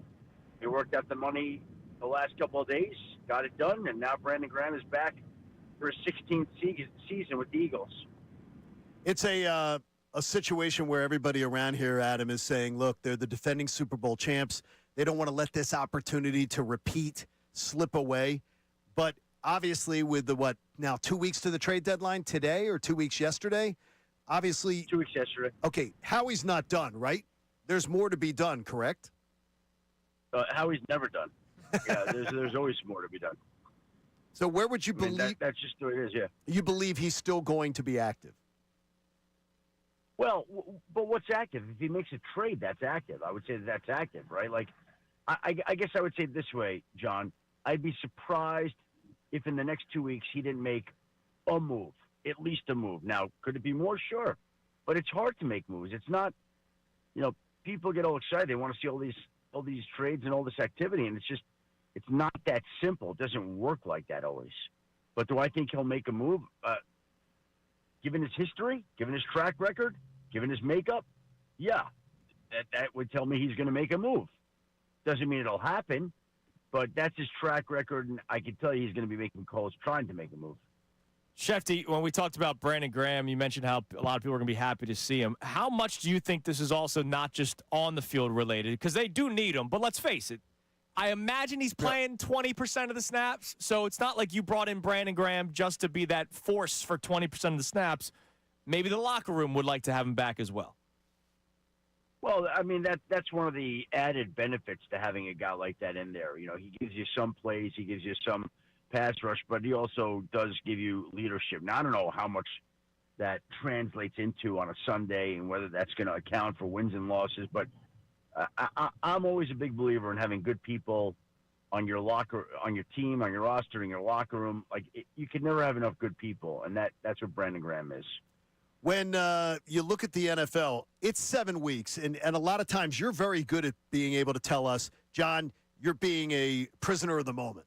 But as I look around the league and look at the standings right now and look at so many teams being 5-2, it really looks like nobody is truly separating themselves from the pack. You got one 6-1 team in the Colts, but with that division, I'm not sure that anybody's thinking that they are truly above all the 5-2 teams. Does it seem like parity at the top has clearly hit in the NFL right now? Well, I think it's been that way for a while.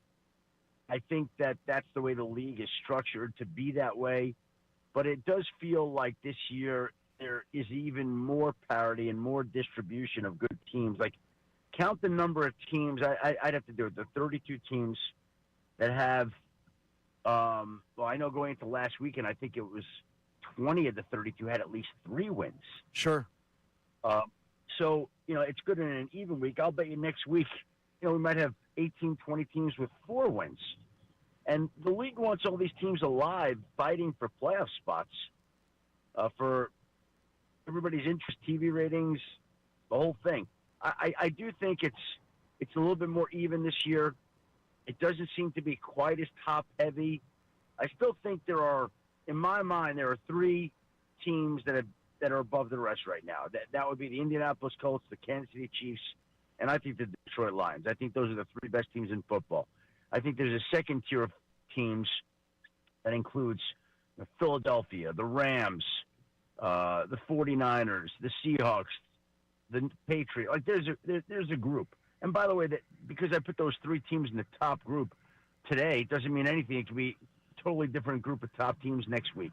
Sure. You mentioned the 6-1 Indianapolis Colts. Shefty, what is the league saying about Daniel Jones exiting the New York Giants and then becoming the first-round quarterback that maybe some expected to see? Saquon, I don't think, was totally crazy that Saquon Barkley, already a very talented running back, goes to a great situation and is a beast. But I don't think anybody expected to see this out of Daniel Jones. Well, I'll say this. I actually think people expected Daniel Jones to be good there. I think it would be crazy to think that people thought he would be this good there. I go back to last offseason, and I remember distinctly speaking to a couple of head coaches and GMs about what their teams were going to do at quarterback and what their plans were. And I had 2 separate teams, not Minnesota and not Indianapolis, say to me, our team wants to try to make a push here for Daniel Jones. And I was like, whoa. And people whose opinion I really respect. And that got my attention right away. And then the Vikings wanted to bring him back, and the Colts wanted him. And I'm saying to myself, boy, there's a lot of interest in Daniel Jones. And I always thought he was a solid quarterback. I mean, that's what he was. And at one point in time, the Giants saw fit enough that they paid him $40 million a year and opted to keep him over Saquon Barkley. So, I mean, that tells you what another team thought of him. They chose him over Saquon, right? So people have believed in this guy, but I don't think anybody believed that he would be this good and be an MVP candidate into the season the way he's been so far this year. He's been great. Who is the bigger threat to the Eagles in the NFC East right now, the Cowboys or the Commanders, going forward? Oh, I think the Cowboys, absolutely. And by the way, I don't think it's close right now. And again, you talk about being prisoners of the moment, but I think we're looking at Jaden Daniels missing some time here. And they play the Chiefs on Monday night. Seahawks. They play the Seahawks and then the Lions. Like, the Commanders' season is on the brink here, basically. Like, the Cowboys' season is not on the brink. They're rolling right now. And Jaden's going to miss some time here.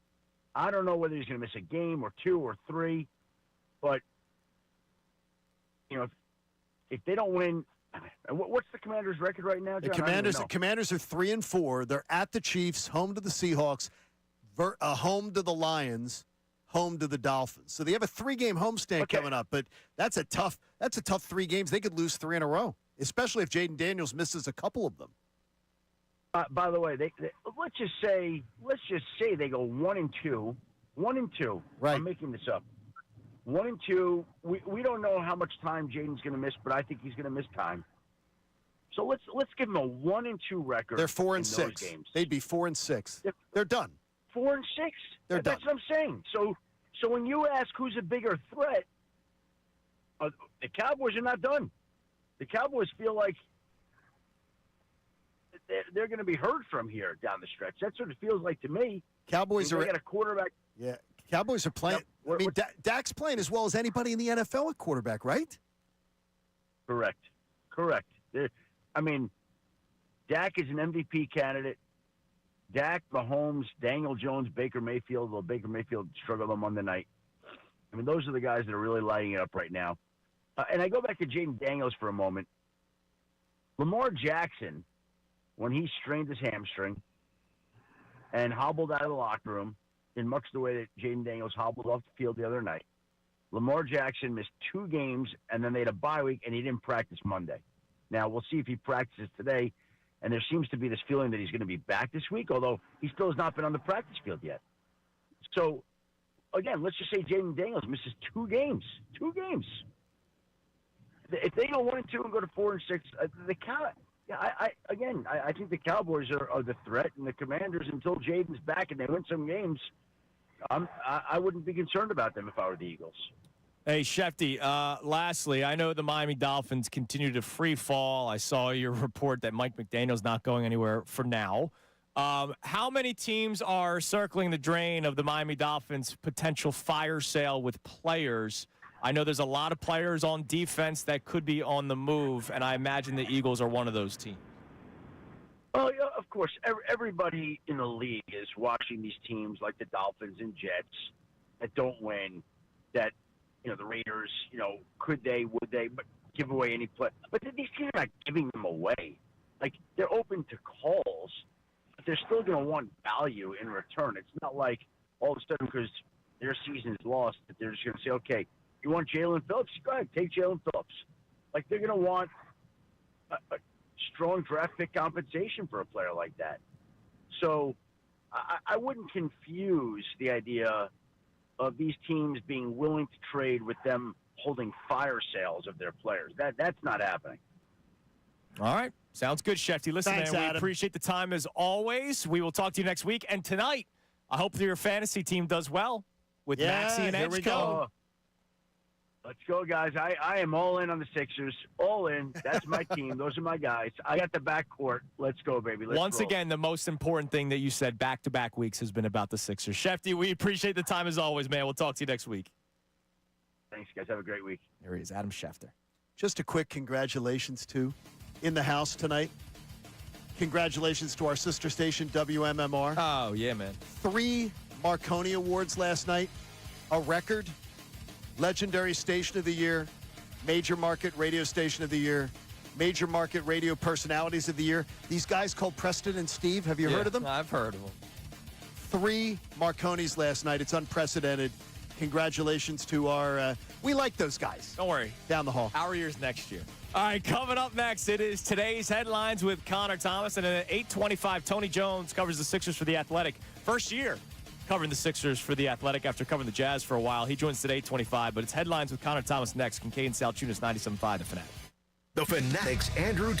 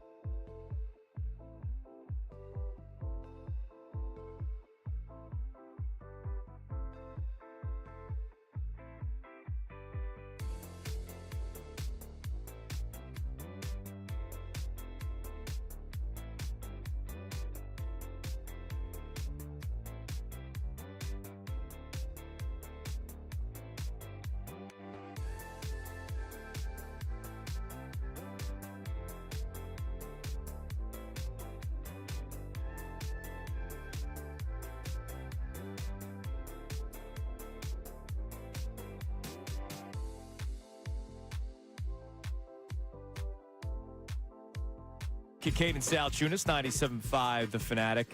A tweet from Michelle Bird on X this morning. I didn't expect my morning commute listening to sports radio to cry. Thanks for giving me hope in humanity. Again, this is a show where we would like to be a part of the community. And look, when John, when you were dealing with your third cancer battle, which is unbelievable, 3-time champ John Kincade over here, the amount of listeners that were there for you, right? It's not just people in this building. It's not just advertisers or your own family. Like there were listeners that reached out to you all the time. How about I think we got 230 hats. That's freaking awesome, man. Like, it was amazing. And the audience of this radio station was absolutely tremendous. So it's not just it's not a one-way street. It's not just like everybody was great. When we're going through a rough patch, be there for us. No, if you got stuff going on, because life sucks, man. Well, it's great. It's beautiful. Life is beautiful. Life is great. I want to say that. Life is beautiful. Life can suck at times. Yeah, so there are days where you don't want to get out of bed. And we're here for you. Your son had one this morning. He didn't want to get out of bed. Now his problems are a little bit different than some adult problems, but he wanted his mini muffins. And that's what happened. Didn't have any mini muffins left then that's at the house. Your fault as a father. It's time now for today's headlines with Connor Thomas. Today's headlines with the Connor Thomas. Well, listen, maybe Coop needs to call our sponsor here because Lundy Law can help you out. For over 70 years, Lundy Law has been fighting for injured people. If you need them or if you forget the mini muffins, remember the name Lundy Law, your injury lawyers. Visit LundyLaw.com. That's LundyLaw.com. Like I said it earlier. God bless the moms out there, man, because she dealt with it. I did not. God bless them. Oh, last night, the NBA returned. The Sixers aren't back in action till tonight, but we got the tip-off games, a doubleheader in the NBA, and the first game was a classic, boys. Adams looking. They get it to Jabari Smith. Test toss to the wind. Good. And the Thunder with an opening night victory. Thunder double OT win over the Rockets. The Warriors took down the Lakers in the later game. Your guys' thoughts on the game? And also, Shea had a pretty good finish to that Thunder game. Maybe an MVP pick for this year from you guys. Yeah, that's a Shea MVP pick. Way to go out on a ledge there. No, I'm asking you guys. I didn't see any of the late action. I saw the early stuff. And I didn't watch the double overtime. I can tell you that much. I watched as long as I could until I went night. It feels big. It feels big. Like put Tirico on anything to me. Oh yeah, NBA and NBC. I'm a huge Tirico fan. I think he is absolutely he makes any event seem more A-list to me. Yeah, absolutely. And he's like Ernie Johnson to me. Like Ernie Johnson makes an event seem A-list. MVP pick. It'll be interesting because the Rockets are going to be a fun team. Sengun is a baller. The only thing is, he's in the same conference as Nikola Jokic. And that's going to be hard. So I'm not going to say Jokic because I think that's what anybody can say, or Shai Gilgeous-Alexander. Let me go with Sengun, who is coming into form. He's 23. This is year 5 for him. He scored 30. A little young for an MVP, isn't it? Yeah, he's year 5. Okay, by the way, he's playing with Kevin Durant now. That is year 5. Year 5. Kevin Durant is going to attract a lot of attention with that team, and maybe he fills it. So I'll go with him as a pick. But it was great to have basketball. Yes, I love basketball. It doesn't even have to be the Sixers. I know you know you my do. feeling for you the love Sixers. it much more than I do. But, I love it. But it just seems bigger with Tirico. With the NBA By the way, and NBC. did you tune in just to hear the jingle? Just to hear the song? You want Rap Ball Rock? Yeah, it's great. I heard it. It's great. It was I mean, fantastic. it's absolutely fantastic. And the Lakers game was fun, too. Luka balled out. LeBron's got the sciatica. LeBron might be out till mid-November. I had to ask you what the sciatica was. Yeah, my mom deals with it, man. It's a shame. Lower back pain. Do you even know who wrote that, Connor? Not off the top of my head. I forget his name. Yeah. John Tesh. Yes. Do you even know who John Tesh is? He's got the long gray Do hair. you even know who he is, though? He was the original host of Entertainment Tonight. Okay. When you guys, before you were born, he was the host of Entertainment Tonight, very, very famous. Love that. And he was a pianist. Thank you, Mr. Tesh. I Shout say out that John carefully. Tesh. Pianist. What else we got? We've got an owner making some interesting comments. Bro, I know exactly where you're going. This is freaking insane. This is the same Mr. Madden over here. Not John Madden. This is the same guy that made his picks via Madden. Woody Johnson was at the fall owners meetings, and he was asked about his head coach, Aaron Glenn, of the 0-7 New York Jets, and this is what he had to say defending him. Looks like he's turning around parts of it. You know, it's hard when you have a quarterback with a rating that he got. You know, he has the ability, but something just is not jiving. Come on, man. And by the way, is this like 1975? Not jiving? Oh, Woody Johnson's ancient, so No, but I guess understand. that's his but, vernacular. Like, seriously, dude. But man, he's turning around parts. Is that not on coaching that your quarterback is not figuring it out? It's terrible. Like, my goodness, That's New York terrible. Jets. So there was a quote that wasn't in there. If you look at any head coach with a quarterback like that, you're going to see similar results. Like, that's what? Like, you're literally. And by the way, you signed him to a 2-year deal.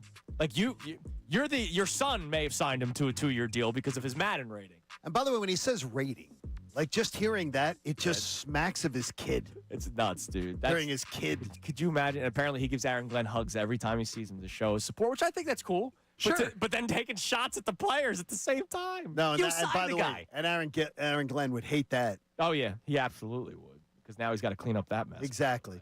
All right, coming up next, Sixers open the season tonight in Boston against the Celtics. From his hotel room in Boston, Tony Jones, who was covering the Jazz for quite some time, is on the Sixers beat for the His first time travel this year. just got a lot better. So, just to let you guys know, when I reached out to him, he said, I appreciate the welcome. I've been listening to the show. It's a quite bit different here than Utah. So Tony Jones joins us coming up next to talk about the Sixers here on Kincade Salciunas 97.5 The Fanatic. Now on 97.5 The Fanatic Sports Update. The return of the NBA. I'm Connor Thomas, and the Sixers officially open their season tonight. They'll take on the Celtics up in Boston. The NBA got going last night with a doubleheader. Thunder taking a victory over the Rockets. Warriors taking down the Lakers. But for the Sixers, the big man is good to go. And that's great news. Joel Embiid does not have an injury designation for the opener. Paul George, Trendon Watford, and Jared McCain are all listed as out. Tip-off is at 7:30. You can hear that game live here on The Fanatic. Eagles coordinators met with media yesterday as the Birds move closer to their Week 8 rematch with the Giants. Vic Fangio got a chance to talk about Brandon Graham coming back to the Eagles. You see what kind of shape he's in, what kind of retention he has from last year. You know, shape comes in two forms. One, just your conditioning, but in football, shape too, contact shape. Hopefully, the sooner the better.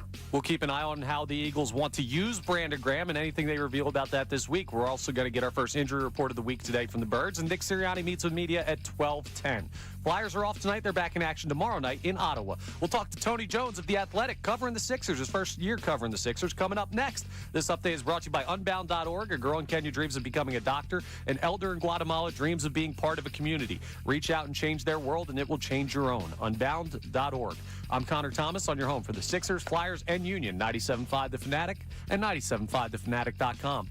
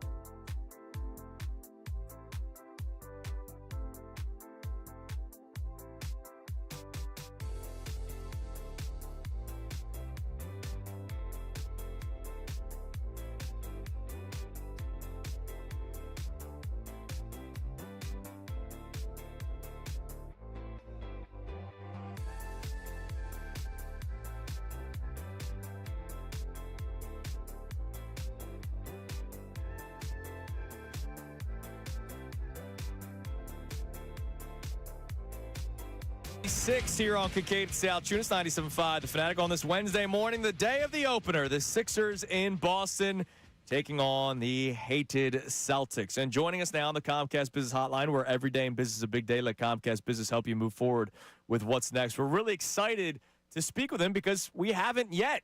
He was covering the Jazz for quite some time, and he's back home. His travel just got so much easier. Even though he's got he took a downgrade in airports. Oh, did he? The Salt Lake Airport is one of the most beautiful airports I've ever been in. Way too much hate for Philadelphia International. Our man Tony Jones covers the Sixers for The Athletic and the rest of the NBA as well. Tony, what's going on, man? Good morning and welcome back to Philadelphia. Thank you so much. I just want to let you guys know that I spent an hour and 20 minutes trying to park at said airport yesterday. An hour and 20 minutes to get a parking spot? Good thing you get to the airport early. Yeah, so I missed that flight. Tony, it's a little different. We're going to give you some pointers on that. Yeah, it's a little different. You missed the flight. Oh my God, dude! Right before the first game you're covering. Yeah. The point is, I'll take an Uber. Yeah, I think that's the way to do it. A parking spot, always a good spot too. Parking spot is always a good spot. Well, sure. Welcome to the Philadelphia area. I was reading your bio earlier. What's your story before we talk about the Sixers? Akron born, Brooklyn, Philly raised. What parts of Philly? So I played 1 year at Roman Catholic and 1 year at Frankfurt. Awesome. Way back in the 90s. I spent 2 years. I grew up mainly in Brooklyn. In my last 2 years of high school, my mother worked at the Philadelphia Daily News as an editor. Really? So, I played my last 2 years of high school basketball down here. Went to college, lived here through college. Well, during the summers. This is kind of like a homecoming. For me, and I was. Very, very excited to get back to the East Coast for sure. Well, we're excited to have you. When you put out your post on Twitter that you were going to start covering the Sixers and leaving Utah, I saw a lot of Jazz fans devastated that you were leaving. So I can already tell by the team that you were covering, the fans of that team, that they're bummed out. So I know we're going to get great coverage from you. We're excited to have you on the show today. So I'm curious. I mean, I'm sure you've kept a close eye on the Sixers considering your ties to Philadelphia, but as a reporter and somebody that's been out west, what has been your sort of feelings and outlook on the Sixers over the last couple of seasons? Well, obviously, I mean, the biggest thing, the biggest issue is who's going to be on the floor. From a night-to-night basis. Is Joel going to be on the floor? Is Paul George going to be on the floor? The other thing with Paul George and Joel is, are they going to look like themselves? Because last year they didn't.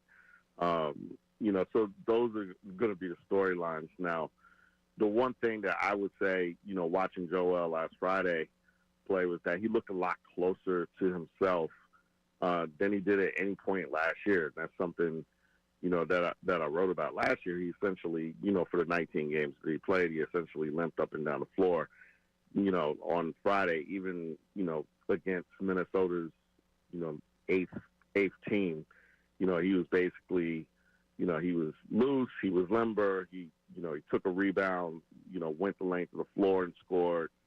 He did some explosive stuff off the dribble as well. So, those are the kind of the storylines that I would look for, just to see how healthy they look on the floor when they are playing. Tony, I'm wondering, though, when I hear Joel talk about the fact that he wants to get out and he wants to run with these young cats and he wants to distribute and he's excited about this new brand of basketball that they can play, is he built for that physically? And is that really the good plan based on his health and what we've seen so far in his career? Well, I think that's a really good question. And, I think that, the thing that he can really help the young guys with, in terms of the pace of play is in the half court. What Nick Nurse doesn't want is for this to turn into, Joel to get the ball at the nail or get the ball, mid-post on the side and hold the ball and everybody's watching him. He wants movement. He wants, dribble handoffs. He wants pick and rolls, constant pick and rolls. If the initial pick and roll doesn't work on one side, he wants a pick and roll on the other side. And it makes sense because this backcourt has a chance to be really, really, really good and really dynamic. Tyrese Maxey and VJ Edgecombe, the thing that, makes Maxey go is, his speed, his explosiveness, and the fact that it's really difficult for teams to stay in front of him. Now, there's two of them because, VJ Edgecombe profiles is the same way. He profiles as a guy who teams are going to have a hard time staying in front of. Now, he doesn't shoot the ball nearly as well as Maxey does, but athletically and vertically, there's essentially two of those guys. And then you're going to add Jared McCain to that when he gets back from injury. And, Quentin Grimes is, one of the more explosive guys off the dribble on the roster as well. So you want to get that backcourt out and running. You want those guys, moving in the half court. And Joel can help with that because he can help with his gravity and he can help take, kind of attention off of those guys, every time that he, moves through the lane. So if you keep Joel on the move instead of him being stationary, that's going to help the offense as a whole. Tony, I know the biggest storyline over the years for the Sixers has been the health of Joel Embiid. It's the first thing you said coming on in the show. But some of the other storylines in terms of issues with the Sixers has been the backup five, right? When Joel Embiid's off the court, his plus-minus on and the team's plus-minus off, it's drastically different. What do you expect to see out of the backup five? I know Drummond's still there. I know Dembona's there. What kind of rotation are you expecting? Do you expect them to go small? Do you expect them to try to stay big? What are you seeing so far from training camp before tonight's opener? Well, it's clearly going to be Bona. And, if I were a Sixer fan, I wouldn't be shocked to see him actually starting tonight. Nick Nurse has kind of toyed with the two big system, essentially because, Paul George won't be there tonight. So, there's kind of a hole at the four spot. So, he's been looking at that two big system, just kind of seeing how it works and kind of testing it out. So I think that there are going to be, two options tonight in terms of, what they do at the four. One option is to start Bona at the five, start Joel at the four, kind of switch those guys defensively, have Bona guarding fours on the perimeter, defensively while, Joel stays in the paint. The issue with that is that Bona essentially is a walking foul. So, he's, every time he started in the preseason, essentially he's picked up two fouls early and had to go to bench. So that's got to be, something that Nick Nurse thinks about. One of the other things that Nurse could do is start, Joel at the five, and he could start Dominic Barlow, who's had a really, really, really good preseason at the four. Or, he could even go small and start, Quentin Grimes at the three, start the three guards, and play Kelly Oubre at the four. I don't know that he's going to do that. He didn't do that in the preseason when he had the chance, when Grimes was available. But what's going to trend is, he's got to figure out a way to get those guards on the floor. So, especially once Jared McCain is back, it's going to be interesting to see, what he can do to get, all of those guards 25 to 30 minutes a night. So I think that, as the season progresses, especially on the nights that Joel is healthy in the lineup, I think you're going to see the Sixers play small around him. Hey, Tony, go ahead, Johnny. You got something? No, go on. All right, I got one more question. Before you even started working the Sixers, there was one story that I did read of yours when you were covering the Jazz. And I'm curious, now that I have you, what went down with Ace Bailey? He ends up getting drafted by the Utah Jazz, the team that you were covering. Obviously, the Sixers and Ace Bailey, there was a legitimate chance that they were going to draft him, but we know things kind of went sideways. So from your insight, from your reporting, what went down with Ace Bailey not coming to Philadelphia and then ultimately going to the Utah Jazz? Well, there are two things that play for him not coming to Philadelphia. Number one, the Sixers, really, really loved VJ Edgecombe. You know, Edgecombe, and this is interesting because, you know, I was transitioning to the Sixers at the time, but I was still covering the Jazz. So, you know, I was talking to both teams during the pre-draft. And, you know, and both teams said essentially the same thing.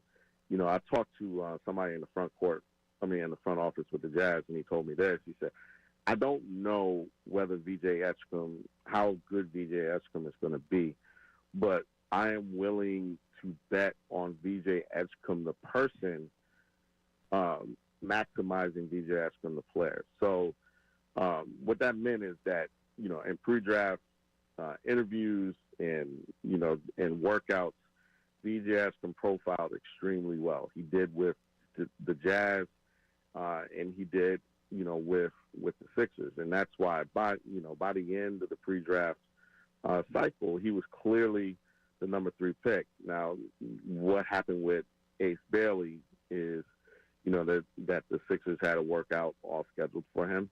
And, you know, that workout was canceled by Ace Bailey's camp at the last minute, at the 11th hour. So that kind of sealed, you know, VJ Edgecombe being the 3rd pick. And, you know, the Jazz had Ace Bailey 3rd on their board. So by the time he dropped to them at 5, you know, they were going to take him regardless. And, you know, essentially the kid, I think he was used. You know, obviously, you know, Omar Cooper, who was his manager, wanted to steer him to the Washington Wizards, which you saw months afterwards was Sharif Cooper getting a 2-way from the Wizards. You know, that was, you know, something that, you know, essentially was done behind closed doors, and the Wizards had to make good on the promise. So, you know, it's unfortunately the dirty game of you know, some of the stuff that we see, and I think that Ace Bailey got caught up in the middle of it. You know, I interviewed the kid for about an hour. You know, I talked to him, you know, one-on-one, and he's a kid. He's an 18, 19-year-old kid who, you know, essentially just wants to hoop. He just wanted to play basketball. Yeah. And, you know, that's why, you know, at the end of this, you saw that, you know, Bailey kind of moved on from Cooper. And even that got ugly behind the scenes. Tony, great stuff, man. Look, welcome to town, Tony. Yeah, welcome back to town, yeah, and welcome to covering the Sixers. We'll be bugging you constantly, man. We appreciate the time, and enjoy yourself tonight.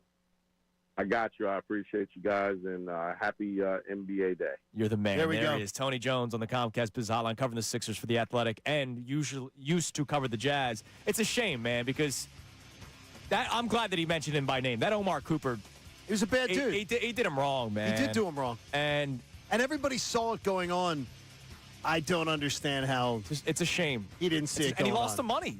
Oh, he lost, ultimately, he lost him some money. And, no, 3 to 5, significant money. Yeah, that's horrible. That's bad. So, you know, hopefully the kid has a good career. It's a shame that he was listening to. He looked really unhappy getting off that plane in Utah. Yes, he did. All right, coming up next, what is the outlook on the Sixers from a national view? Is a top 4 finish going to happen? Some say yes. It's Kincade Salciunas, 97.5 The Fanatic. John Marks and Ray Dunn. Your middays will never be the same again. The show.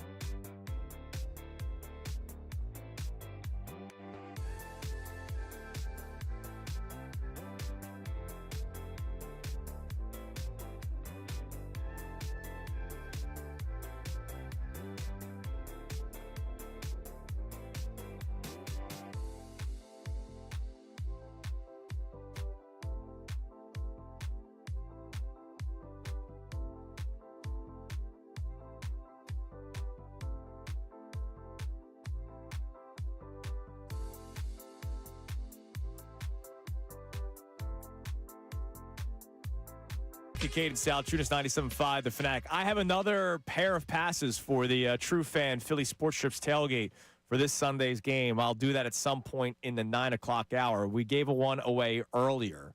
Was it Doug? Was that his name, Doug? I think it was Doug. With all due respect, I forget. But we had somebody call in Rippin' Eagle. All I wanted was an EAGLES chant. I might do that again because it was nice. I might have somebody else do that in the 9 o'clock hour. By the way, one of our people on X said whenever they hear rippin', they think the same thing I do. Well, there's a lot of ways to use the word rip. What are we talking, farts? Yes. Oh, like whenever rippin', I've never heard the word rippin' used like that. There's a lot of ways to use it. Tomato, tomato. You gassy in there, Salciunas? Rippin'. All right, so how are these Sixers being looked at from a national perspective? Well, you guessed it. If they stay healthy. Like that's how they're looked at. But yesterday I read an article, Sports Illustrated had them finishing 4th in the Eastern Conference. CBS had their panel.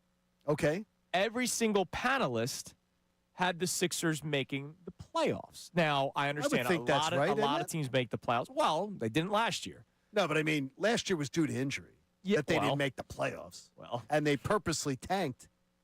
Like as they saw their situation, they purposely tanked, and they did the right thing. They didn't tank a whole year, and that was strategic. So one guy, Brad Botkin of CBS, has the Sixers finishing 4th. Everybody else on the panel has 6, 7, or 8. 6, 7. 6, 7.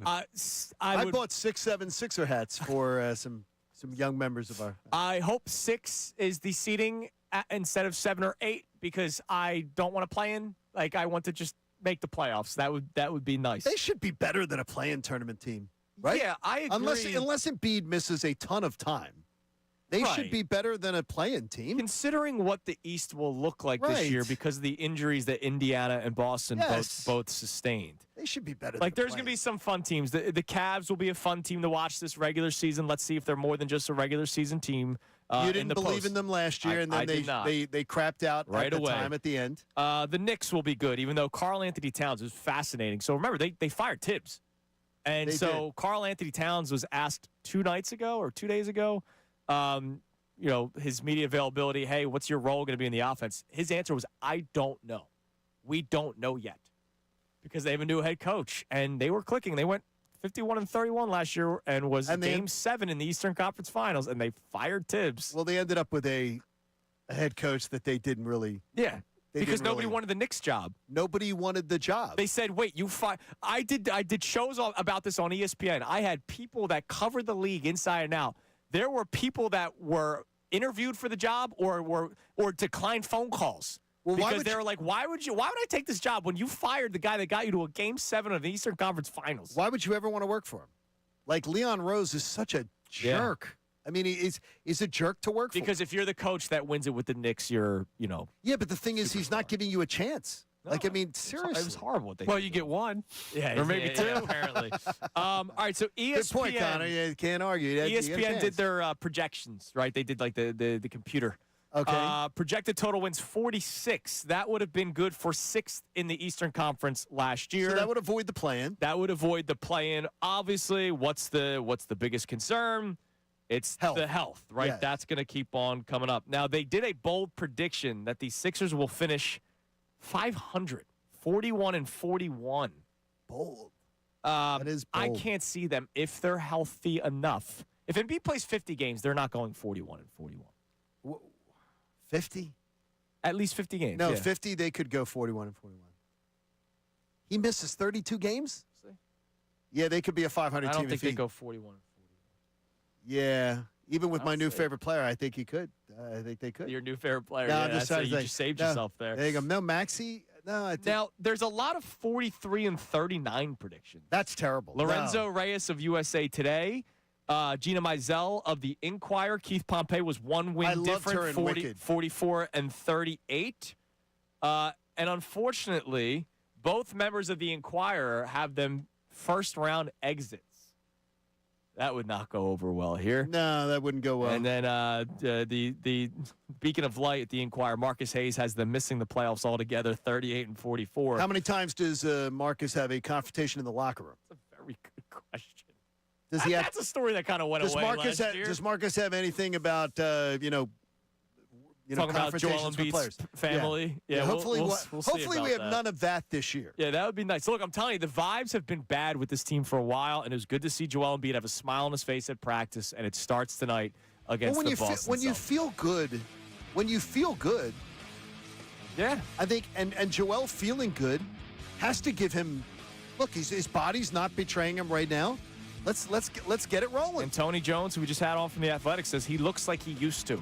That's awesome. Huge. That's awesome. All right, coming up next, we've talked about the war between us and Unfiltered. We'll get some more text messages on that. But also, what about a war between a head coach in the NFL and his former quarterback?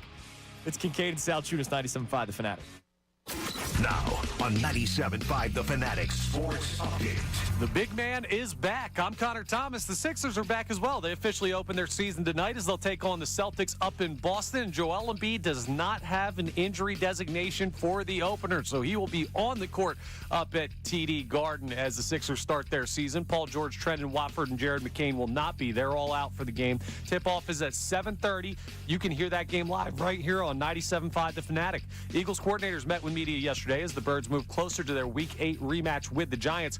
Vic Fangio got his first chance to react to the return of Brandon Graham to the Eagles. Apparently, he's been wanting this. And, all the way from the start, I was teasing him not to retire all the way back last February and March. So, yeah, I've run into him and we've talked when he's come by. I always tease him about it, try to light the fire. We'll see if the Eagles give us any type of clues this week as to how they're going to use BG moving forward. We'll get our first injury report of the week today, and Nick Sirianni will meet with the media at 12:10.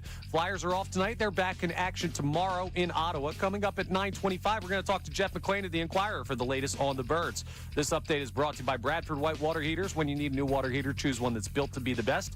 Choose Bradford White. I'm Connor Thomas on your home for the Sixers, Flyers, and Union. 97.5 The Fanatic and 97.5thefanatic.com.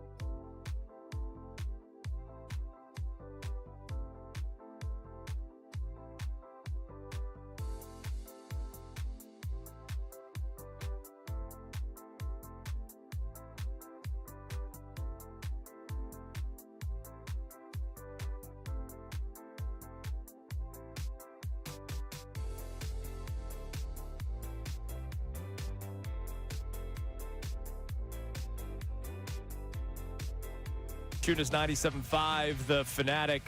We are at war with Unfiltered, even though Whoa. Play Flat War. I mean, we're not. It's not nasty. Says you. Oh, really? You play at war, you're going to lose. I just find it interesting. Like, I thought we were just living our merry old life, and then all of a sudden I get tagged at Radio Wars. Here's what I don't get about the whole thing, is that the fondness I have. Now, I understand because I've gotten more intelligence on this, is that it was very much – now, how it's being painted is it was Bill and Andrew DiCecco. Yeah, I know. Now, Mr. DiCecco will be in tomorrow. So he because I saw some in our YouTube chat saying, I doubt they do this with DiCecco. Well, he'll be with us tomorrow. He'll be with us tomorrow. The video had Bill Colarulo and Bill Colarulo alone. Right, so that's what it is. But, again, every time you hear me speak of Bill Colarulo or Andrew DiCecco and their opinions on football, when I speak of them in glowing terms because, you see, they're my teammates. Damn right, man. Because unlike like the drama around the Eagles and everything like that, because that is how you're supposed to do things when you're on a team.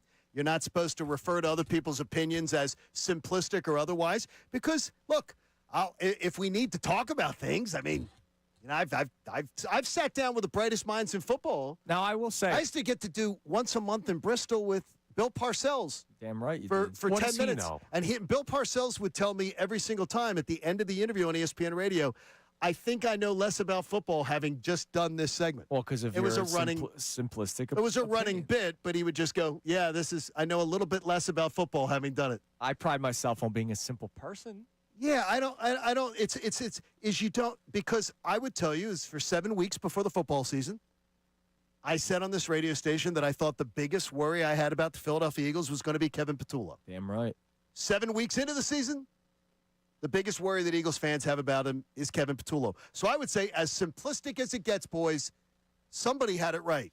So our question today, do you believe that Kevin Patullo is not getting enough credit, or do you believe he's being overly criticized? What have we gotten on the text line today? Emily in West Philly checks in, says Patullo is getting too much credit. He's lacking the timing or cleverness that the Eagles brought last year. He's too predictable and too slow. If people outside the building who might not know football see how boring, basic, slow, and predictable these calls are, that's a problem. Who is this? This is Emily in West Philly. Emily dropping at people that don't know football. Now, that's like an attack at Bill. Now, wait a minute now. Is that, as we pointed out on the show yesterday, in a segment that I guess Bill missed, I guess Andrew DiCecco missed. They're both busy football guys. We did a segment on the show yesterday where I praised a guy that we reportedly never give credit to, which was the whole premise of the thing, that he never gets praised. We praised Kevin Patullo for having the best red zone offense in Eagles history through 7 weeks, and that's better than even Andy Reid ever did in his entire tenure. So that's praise. So in other words, what you're doing is, when you fail to acknowledge factual information that's being offered, where we supposedly only critique Kevin Patullo, you're creating rage bait and fake radio. That's a no-no on this station. Which is reportedly something that you don't want to do on shows like Unfiltered, which you claim. So if you're claiming that that's what you want to deliver to your audience, don't do it. Don't talk the talk, walk the walk, do your research, and understand it. Now, speaking of rage bait, here was Sean Payton earlier this week talking about the New York Giants quarterback situation. I have a ton of respect for that organization. I spent 4 of my early years there coordinating Super Bowl, first game in this stadium before 9/11, close with the Mayor Tisch family. And, they found a little spark with that quarterback. I was talking to John Mayer not too long ago, and I said we were hoping that change would have happened long after our game. Now, of course, that change was Jackson Dart being named the starter and Russell Wilson being replaced. Russell Wilson, who, of course, did not have the best relationship with one Sean Payton in Broncos country. Let's ride. So his whole and by the way, not just Sean Payton. Oh no, the whole organization. The whole organization. They didn't like his own office. Where he demanded his own office and then claimed that he didn't. Russell Wilson took to Twitter, if it was indeed him, could have been Ciara for all we know. Classless, but not surprised. Didn't realize you're still bounty hunting 15 plus years later through the media. That's a great line. Fair shots on both sides. That is a great line. Didn't realize you're still bounty hunting. I love that. Really, I didn't think it was that egregious. Oh, he took it a certain way. I did, yeah, but he wasn't talking about you. He was talking about Russell Wilson. No, but it wasn't that egregious, was it? Hey, Russ didn't like it. Let Russ cook. Yeah. You're listening to 97.5 The Fanatic, WPEN, WPN, HD1, Burlington, Philadelphia, a Beasley Media Group station broadcasting live from the Comcast Business Studio, powering possibility. 76ers, Johnny, good morning. I'm excited for it, too. Your excitement, your childlike excitement for the Sixers has absolutely carried over to me. I'm very, very excited. And the Sixers have given me some reasons to be excited. So good morning to you, too. Damn right. And my childish excitement part of it is with all the feels of the 01 going back 20 years, or 24 years, 25 years. It's going to be a fun season as long as they stay healthy, which is obviously the same thing we say year in and year out about the Philadelphia 76ers. Today is a Wednesday, Johnny. It's one of these days where we can spread our wings and fly a little bit, and we're not evaluating what happened in the previous week's game for the Eagles and not prepping the next week's game for the Eagles. This is one of my favorite days of the week. It's one of the days. And it's one that when we started the show, we both were like, yeah, let's make sure we make Wednesdays good because neither one of us really dug Wednesdays as much as the rest of the days of the week. Yeah. It's a fun day to be able to get into some other stuff. And so today's a day where I want to tap into the mentality of the Philadelphia sports fan, or every fan in Philadelphia, because it's not everybody feels the same way, but it's one of these conversations where the Negadelphian and the Posidelphian sort of clashes. When it comes to sports, what weighs more for you, confidence or concern, or confidence or lack of belief? And the reason why I have that question today is because the Sixers start the season. And the Eagles are 5-2, and yet it's been a sort of a roller coaster ride to the season. For the Sixers, confidence versus concern, right? Confidence in, wow, this team is really good. Joel Embiid is one of the best players in the NBA. Tyrese Maxey, we know how he plays off of Joel Embiid. Look at the youth with Justin Edwards and VJ Edgecombe. Can't wait to see these guys play. Paul George, whether you like him or not, you know what Paul George is in the NBA. There's a lot of things to be confident about when it comes to the Philadelphia 76ers, but obviously there's a lot of concern. Embiid can't freaking stay healthy. Paul George can't stay healthy, and does he really actually want to be here? Tyrese Maxey, when Embiid's not on the court, you know how I feel. I think he's still a talented player, but I think there is a fall-off when he's not playing with Joel Embiid. It's why I keep on saying, you trade Joel Embiid today, you're a play-in team at best. At best. So confidence versus concern there. When it comes to the Eagles, confidence, you look at the players on the team. Jalen Hurts, A.J. Brown, Saquon Barkley, Devontae Smith, Dallas Goedert. An offensive line on paper that's supposed to be good. We know the issues that they're dealing with this year. Vic Fangio, the great defensive coordinator that turned the 30th ranked defense in 2023 to the number 1 ranked defense last year. But there's a lot of concern about the offensive coordinator, and I believe rightful concern of the offensive coordinator. And as you've been saying since the summer, John, a guy that might be, and now we're finding out, is learning on the job. Just because you're in the NFL for 18 years does not mean you will be a good play caller. That's no disrespect. It's just the way it works. Brian Johnson will be a great quarterbacks coach in the NFL. Deuce Staley is a great running backs coach in the NFL. But some guys can't call plays. Some guys can't be head coaches. It's just the way that it is. That's why they go through interviewing processes, and that's why some guys you see fail pretty quickly. There's a reason why Deuce, many in the fan base have said, Deuce should have been the head coach after Doug. Right. And Deuce can't sniff a play-calling offensive coordinator's job. Correct. NFL knows. There's a reason why Kevin Patullo is an NFL assistant coach forever and never called plays, because nobody wanted to give him the opportunity. Right. The NFL knows. The NFL knows who you are. They know. If they don't come and poach you, there's usually a reason. So who are you, John Kincade? Who are you, Connor Thomas? And I want to hear from everybody today, 610-632-0975, text line or phone line. When it comes to sports, our jumping off topic today, are you somebody that has confidence that weighs more or concern? Now, honestly, I am somebody that by nature, deep down, being raised by Al Salciunas, is a bit of a Negadelphian. All right, by nature, I am. And I don't run from that. I like to say, hey, when the team's good, I will point that out. But I sort of am a person that looks for cracks or maybe flaws in the foundation. That's why I need to call Groundworks, right? And I see what's going on, and I go, all right, this needs to be fixed. Well, they're good people to call. Absolutely. You've heard me with the Phillies. I know that team's good.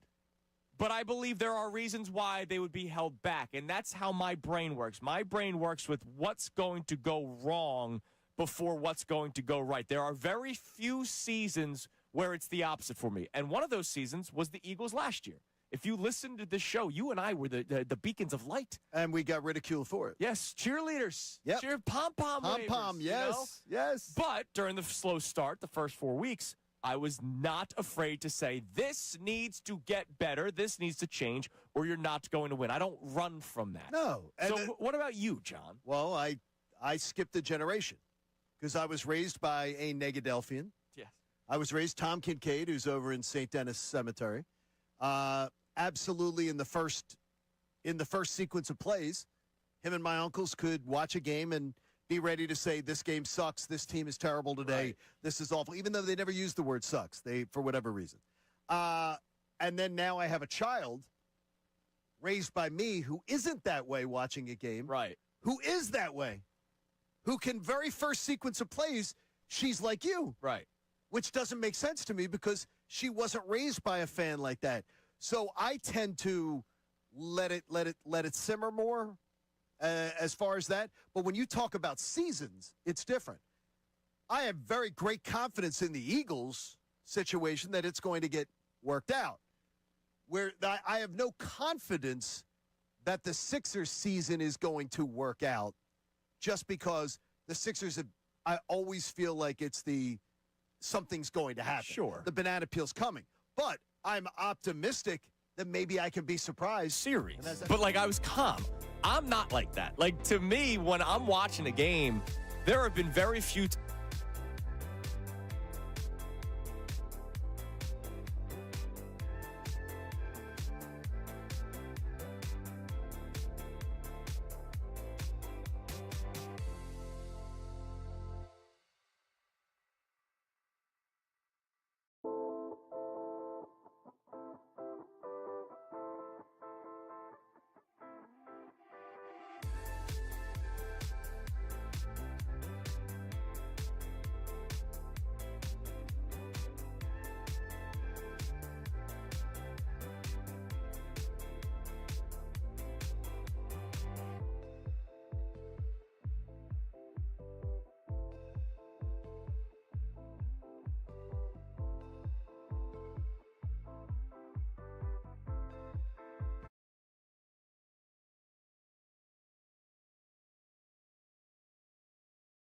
those in the afternoon, Johnny. Uh-huh. Well, as they may be sleeping soundly, much like George Washington did on December 26th of 1776. You looked that up? I drove by Valley Forge this morning. During the Battle of Trenton. Very good. We will attack while they are asleep. There is war afoot here on 97.5 The Fanatic. Whether you're at the job site, sitting in your cubicle, or even working from home, you need something entertaining to listen to. Middays with Marks is just the solution. Every weekday from 10 a.m. to 2 p.m. 97.5 The Fanatic and 97.5thefanatic.com. What's up, guys? Andrew. Johnny was just talking about how great his house looks right now, right? Between the yard and the patio and all that kind of stuff. So, John's in a friendly curb appeal competition with his neighbors. The McLaughlins are losing. Everybody's in a friendly curb appeal competition with your neighbors, whether you know it or not, or they know it or not. So if you have a leaning brick porch, an uneven concrete driveway, pool deck covered in cracks, uneven sidewalks that you could trip over, well, there's no way you're going to win that curb appeal competition, but also there's a chance that you're putting people at risk. Get Groundworks to come out and help you out. Groundworks Concrete Lifting Solution is here to save the day by keeping your family and neighbors safe from tripping hazards and your home looking great. Look, we all know erosion is a thing, but also my neighborhood, it's actually kind of a perfect example for what Groundworks can do for you. There are a lot of trees in my neighborhood. The way they sort of cut into the area to build the homes, they kept a lot of the original trees, which I think is really cool, right? But these trees, they're huge. And the older they get, the more the roots spread. And then all of a sudden, the roots are actually raising the concrete. So when my son is going down the street 100 miles an hour, I don't want him tripping and then smashing his face on the ground. So let's get that taken care of, please. You're a good dad. Schedule a free visit with Groundworks team of experts by going to groundworks.com. They come out for free. They tell you exactly what they're going to do to fix it, and they'll tell you exactly how much it's going to cost. All that is free. It's just the job itself that you're paying for. Groundworks, there's a reason why. They're the trusted local experts. Wawa now has more, better-than-ever ways to create your own lattes, starting at just $3. Because when it comes to your caffeine, anything short of exactly what you want can throw off your whole day. Choose your favorite milk, flavor, sweetener, and toppings for your morning boosts, afternoon treats, and pick-me-ups. Whether it's rich and creamy or light and simple, every cup is created by you and handcrafted by us. Gotta have a Wawa. You waited all year, and it's finally here. The Wawa Gobbler is back. Satisfy your Turkey Day cravings with hot roasted turkey and gravy, savory stuffing, sweet cranberry sauce, and creamy mashed or sweet potatoes. You heard that right. Sweet potatoes are back this year, along with even more ways to make it your own, like double stuffed or in a wrap. It's about time. The Wawa Gobbler is back. Gotta have a Wawa. Hi, I'm Michael from the Warren Treaty. You know the jingle. Now discover the facts about Ozempic, a GLP-1. Only Novo Nordisk makes FDA-approved Ozempic. Learn about the real thing. Talk to your healthcare professional today. Call 1-833-OZEMPIC or visit Ozempic.com to view the medication guide and to learn more about Ozempic. Semaglutide injection 0.5 milligram, 1 milligram, and 2 milligrams.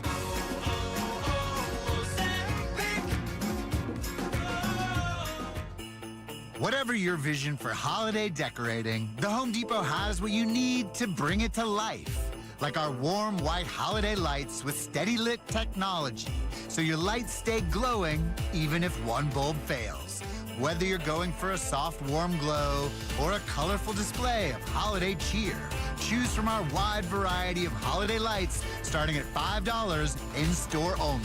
Find everything you need to get your holidays started with the Home Depot.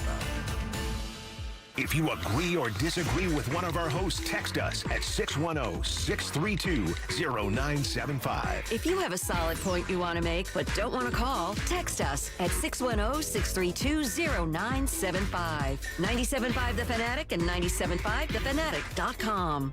Coming up at 10, Middays with Marks. Now more of Kincade and Salciunas. 97.5 The Fanatic and 97.5thefanatic.com. The final hour of Kincade and Salciunas is presented to you by The Bagster. It's a dumpster in a bag. You can get yours today at Home Depot and Lowe's. You need details? Go to Bagster.com. It is 9:13.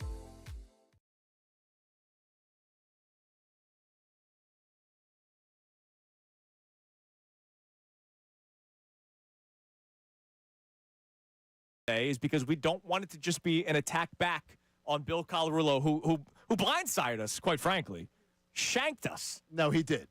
It was like a shiv from Oz. It's unbelievable, man. Like I'm just enjoying my day. Yeah, it was all over my socials. My wife took Coop to the park, so I had like an hour to myself at home, and all of a sudden I get tagged. And then that's when I said I need to call in. But this was the video that I had to call in about. This is the video that we've been reacting to. This was Bill Colarulo taking shots at us. But you know what? Let me say this, John. Yeah. Because I believe the majority of Philadelphia agrees with our opinion. So let me say this to you, everybody watching and listening. Not only did Bill Colarulo attack John Kincade and myself, Andrew Salciunas, let it be known that he attacked you. It is such a superficial, simplistic view of the way an NFL offense works that you legitimately think that these guys could come out like it's Sunday afternoon football on the front lawn, drawing plays on their shirts. Like, yo, Jalen, here's what we're going to do, man. I'm going to do this, and then you hit me. Give me the pump fake, and then he's going to bite, and then I'm going to go. What the hell are you talking about? Wait a minute. This is an NFL offense. And when you look at what Devontae Smith did, because everyone's talking about the Devontae Smith 79-yard touchdown. Oh, well, Devontae called it.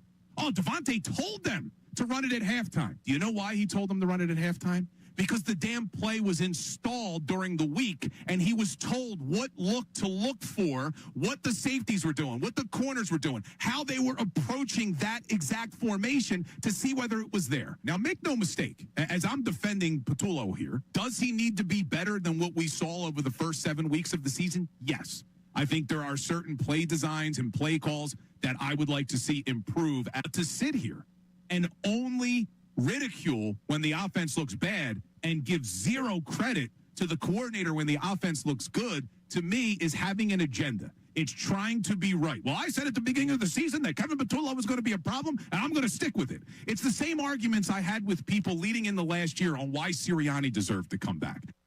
So I called in yesterday. We're not going to replay it. I called in yesterday. It was exceptional radio, and it got rave reviews earlier. Yeah, especially for everybody that's on the right side of history. And then you were able to voice your frustration with Bill as well, because there are a lot of falsehoods in that clip. A little fence sitting as well, saying Patullo does need to get better, which is something we've been saying since week one. But no, we do not just blame Kevin Patullo when they lose, and we don't just celebrate the players when they win. And that's been clear. By the way, have a text from someone who also is around the Eagles close. Okay. Hearing that segment right now, a text comes in. Oh. Said, though they agree partially with Bill of what he just said in one of his points, it says, how does Bill know for a fact that last week he was told how to run it and what to look for? Did Devontae tell him that personally? Because Devontae did not say that as far as he knows. There's a lot of stuff that's instinctual. And that is, there's a lot of stuff that's just instinctual football. And when Jalen is literally pointing on the field and going, go here, go do this, do that, that's not about stuff that they're discussing before the play.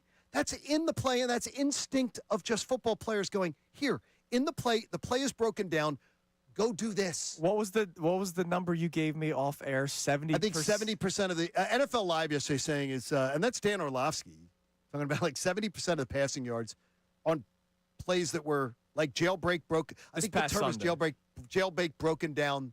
The play broke down, and Jalen got 70% of the passing yards on broken down plays. And as I said, that is not design. That is not play design and working. As I said on Monday, Nick Sirianni had his post-game press conference and said, look, we work on broken down plays in practice. And look, they do. They do, but that is not, you don't get credit. You don't get credit as an offensive coordinator for the play design that doesn't work and go, well, we worked on stuff that doesn't work too. When your stuff constantly breaks down and your quarterback constantly is on a jailbreak, you're not getting boy, what a great plan you had. Some of it is just the players. You know how like they work on the tip drill in practice? Well, like they do. They do. Yes. But like they also have been working on that since Pee Wee football. Yes. The tip drill. Like I mean, Jalen did not learn last week how to improvise in practice. Yeah. Kevin Patullo did not teach Jalen and AJ on the fourth down play when Jalen's pointing to AJ what to do. That wasn't Kevin Patullo's coaching. And to spin it that it was is absolutely absurd. It's patently ridiculous. Coming up next, he was under the weather yesterday. It's why we did not hear back from him. Hopefully he's feeling better today. Jeff McClain joins us normally on a Tuesday, but he was feeling it yesterday. So he joins us coming up next to talk more about our beloved Eagles. It's Kincade and Salciunas, 97.5.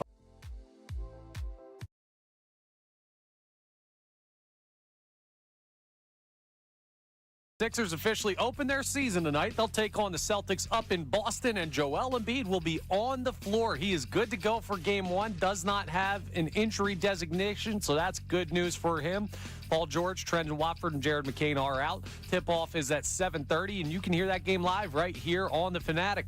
The Eagles coordinators met with media yesterday as the Birds get closer to a Week 8 rematch with the New York Giants. Vic Fangio got to talk about Brandon Graham returning to the Eagles for the first time since that news was announced. You see what kind of shape he's in, what kind of retention he has from last year. You know, shape comes in two forms. One, just your conditioning, but in football, shape too, contact shape. Hopefully, the sooner the better. It would be a quick turnaround to play Sunday, but we'll keep an eye out for what the Eagles potentially reveal about the plans for Brandon Graham this week and going forward. We're also going to get our first injury report of the week today. Nick Sirianni will meet with media coming up at 12:10. Flyers are off tonight. They're back in action tomorrow in Ottawa. And we're going to talk to Jeff McClain of the Inquirer coming up next for the latest on the Birds. This update's brought to you by Mercedes-Benz. Looking for an exceptional driving experience? Experience the power, precision, and intelligence of an iconic Mercedes-Benz SUV at your local Mercedes-Benz dealer today.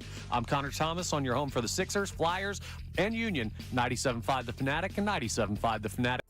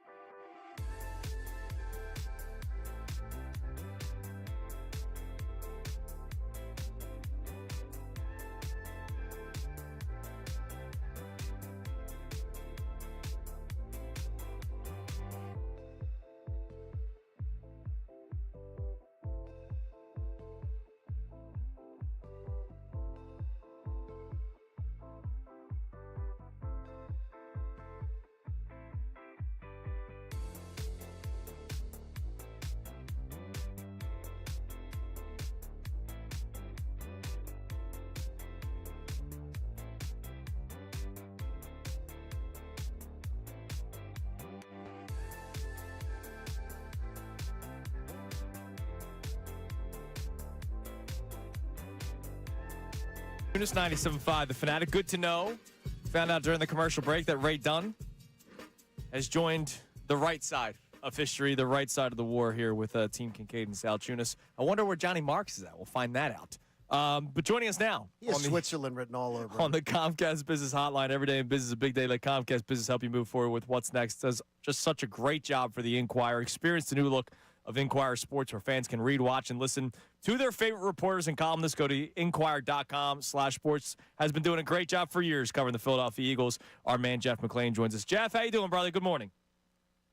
Good morning, guys. How are you? We're doing great. Brandon Graham is back. So I'm curious, what are your realistic expectations for Mr. Eagle BG on the field, but also what is his impact, not just X's and O's wise, for this Eagles making his return?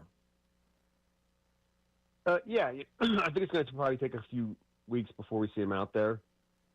Who knows? I think when they get him out there on the field tomorrow, I guess he'll get a better idea of how he feels and they'll get a better idea of how he looks. But they have a 2-game exemption because he's coming out of retirement where they don't have to waste a roster spot. Right now they still have that spot.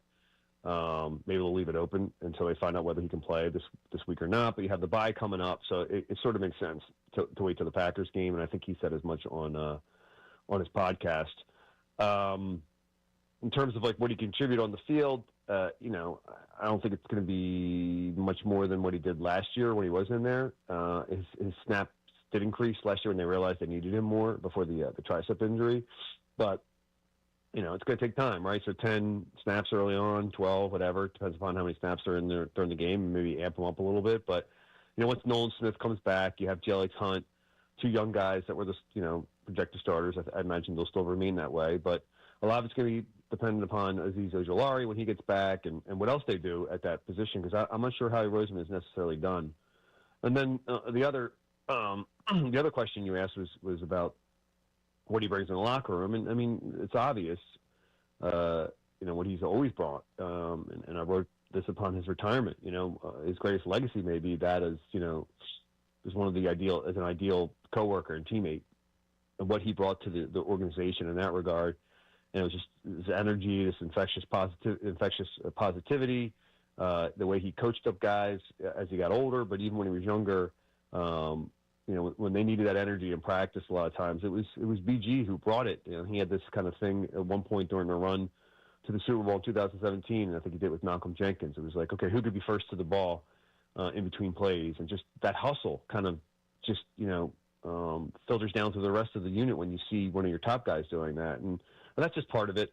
The conversations he has with the guys and in the room and beyond that, and on both sides of the ball, play a lot in terms of the culture you're trying to bring to a team. And if you look at that defensive side of the ball, Zach Bond kind of stepped into a leadership role, and you have, I guess, Reed Blankenship, who's still a little bit on the younger side. But those, I know Zach is I don't think he's quite yet 30, but beyond that, they lost some guys this off season that were Josh Sweat being one that did take on leadership roles. So it would be nice to have a guy that you can look at and say, okay, this guy has been around a long time, he's done it, and when he speaks, you'll listen to what he has to say. I'm not going to put words in your mouth but as I'm listening to you there talk about his return, is he addressing a deficiency not only on the field, which I think can acknowledge, but off the field on Howie Roseman's roster? As far as leadership and things like that. I don't know if that's necessarily the case. I mean, I think definitely on the defensive side of the ball, you just look at the unit. I think Zach Bond is a guy that everyone looks to and has immediate respect for. But he's only been here for so long, and as good as he is and has played since he's been here, I don't think he just carries the type of weight that Brandon Graham does. And I think a lot of it is what you have up front. I mean, that's an extremely young unit. I know Jordan Davis is probably maybe the leader in the defensive tackle room, but a lot of times you got to do it on the field too if guys are going to listen to you. I know that Brandon isn't going to play as much, and we'll see how well he does play when he's out there. But I think this really has a lot to do with the numbers and the injuries that they've had there, and the retirement of Darius Smith, and the way BG kind of felt like maybe he had still some unfinished work, even though, it was the perfect way to go out. I have people, sending to me in messages or whatever, that they wonder if this is a panic move and, will this soil his legacy? I don't think it's much the latter. And in terms of the former, they need guys there, and this is kind of an easy replacement. And you also have, he's played in the scheme. He knows Vic's scheme. He knows the team. And like I said at the top, I'm not sure how he's necessarily done addressing the position. Jeff, a lot of the talking points this season, as you can imagine, have surrounded the Eagles' offense. And, of course, the new play caller in Kevin Patullo. So I know this is a pretty open-ended question. How do you think Kevin Patullo has done? How well, how not so well? How well do you think he's done as the offensive coordinator of the Philadelphia Eagles this year? Well, I mean, clearly the offense has been disjointed. It hasn't really lived up to what you would think the expectations would be for a team coming off a Super Bowl and returning 10 of 11 starters, right? So, that falls on him. Falls on Nick Sirianni. Excuse me, more than anybody. Excuse me. Take your time. God bless you. We appreciate you playing hurt, by the way. Yeah. Yeah, well. You were listed as questionable this morning, but we knew you'd show up. Thanks. I appreciate it. So, yeah, you look at the games and the way the plays have been called and the game plans and everything. And I don't think anyone. Well, I don't know. Maybe they are, but I wouldn't suggest that everything is solved based upon what happened on Sunday. Even in the passing game, there are still issues, and I don't know if any of them are going to go away. So, yeah, that does kind of fall on Kevin, but I think it's still early, and I think there was definitely going to be a feeling-out process. I think anyone who said otherwise wasn't looking at this objectively. I mean, this is the first time he's ever called plays at any level, right? Right. That doesn't mean, he hasn't in some way, shape, or form been involved in that process in terms of game planning and play calling, and that's why Nick Sirianni thought it would be a relatively easy transition. But yeah, not great so far. It's why I asked Nick Sirianni last week about whether they were going to change play calling. So is that a miscalculation? I mean, that when you turn over the keys of a Super Bowl team to a guy who's never called plays for, can that be looked upon as a miscalculation on their part? I wouldn't go so far as to say that, right? We're only how many games in? 7 games into this. I'm looking at the amount of teams that are just going into last week, 3 of the top 4 passers in the NFL were all dealing with new offensive coordinators. I mean, it's not like your offense has to fall off the map when you go to a new offensive coordinator. And that's just my opinion. I'm not asking you to offer an opinion. I'm just saying it's not like teams that changed offensive coordinators literally had their offenses just collapse the way the Eagles have. Yeah, but it's also it also has a lot to do with the quarterback, right? Expound on that for us, yeah. Well, yeah, I mean, you could say the same thing, right? If there are other quarterbacks that aren't struggling with new offensive coordinators and play callers, why does it always seem to be Jalen? Or he always brings it up, or there's always that excuse, So you got to look at it both ways. Sure. So I think Kevin's dealing with that as well. And there's a feeling out process between the two. I think Jalen, at this stage of his career, won certain things, and I think he's kind of earned it to in some respects. He won a Super Bowl. But at the same time, did you go too far? Did you give him too much in terms of setting protections pre-snap? Are you, changing plays at the line? Or, I think that those are all, areas that they have to kind of navigate. Is it he who doesn't want to run as much in terms of the design QB run game? I don't know. These are fair questions to ask, and I think in some ways they're hurting the offense. I still think that there should be. I think Jalen at 27 can still run the ball. And I'm not saying he has to do it all the time, but you have to give defenses reasons to defend all 11 and open up space for Saquon Barkley. That had a lot to do with the success that he had. Okay, maybe a lot's an exaggeration, but that had something to do with the success he had last year. So, but to get back to your original question, yeah, I mean, I think some of it's on Kevin, and certainly some of it's on Nick, and because this is all his operation, this is all his process. This is in a lot of ways still his offense, and I think some of it has to fall on the quarterback. Jeff, last thing. Cornerback 2, I'm guessing Adoree Jackson will be out on Sunday with the concussion. Keely Ringo would most likely get the start, but is there a chance that Jacorian Bennett can find his way in the game? I forgot all about him until Vic Fangio talked about him yesterday. Yeah, I actually talked to Jacorian last week, and the one question I'd asked him was like, did the injury come at the worst time just because you were just kind of getting into the flow and learning the defense, and Vic has suggested as much. He just doesn't know enough about him. So that suggests that I think it'd be hard to put him out there right now. I know Keely kind of struggled a little bit again. That was a tough spot to be thrown in there.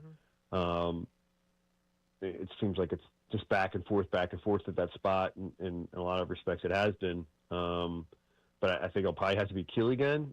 He's had moments, but he's had some really, really bad moments. That Giants game being most prominent. Jeff, listen, man, rest up. You need to be ready for Sunday. All right, we need you to go from questionable to probable and active. So take care of yourself. Trying to get to the bye, boys. Thank you, buddy.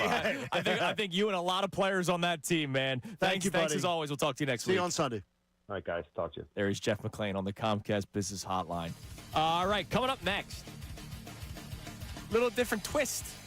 It's been an Eagles-Sixers day, right? Eagles as always. Sixers open up the season tonight against the Celtics in Boston. Phillies don't get to just walk by quietly. The difference between two locker rooms, how one team handled elimination versus another. And could Bryce Harper be traded? Kincade Salciunas, 97.5, The Fanatic. Unfiltered with Ricky Bo, Bill Colarulo, and Silvana Kelly.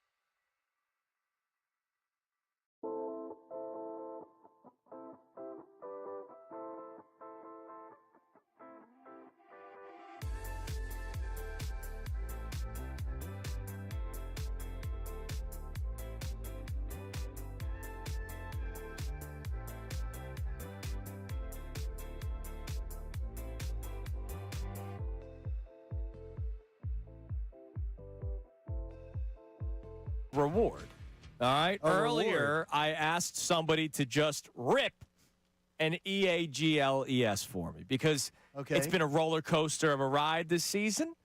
And, I haven't heard much EAGLES. I've heard a lot of contention. We're at war with our afternoon show. So I want, again, the first person to call in at 610-632-0975. Not a text line. I need to hear it. All right. And I need it to be throaty. All right. I need a strong EAGLES. Okay, this is really getting. And the person that does that will win a pair of passes for this weekend's True Fan Tailgate with Philly Sports Trips. I will be there. My dad will be there. And I don't think he's ever tailgated an Eagles game. So I can't wait to this see is crazy that to me. I can't wait to see that experience. All right. I have to confirm that with him.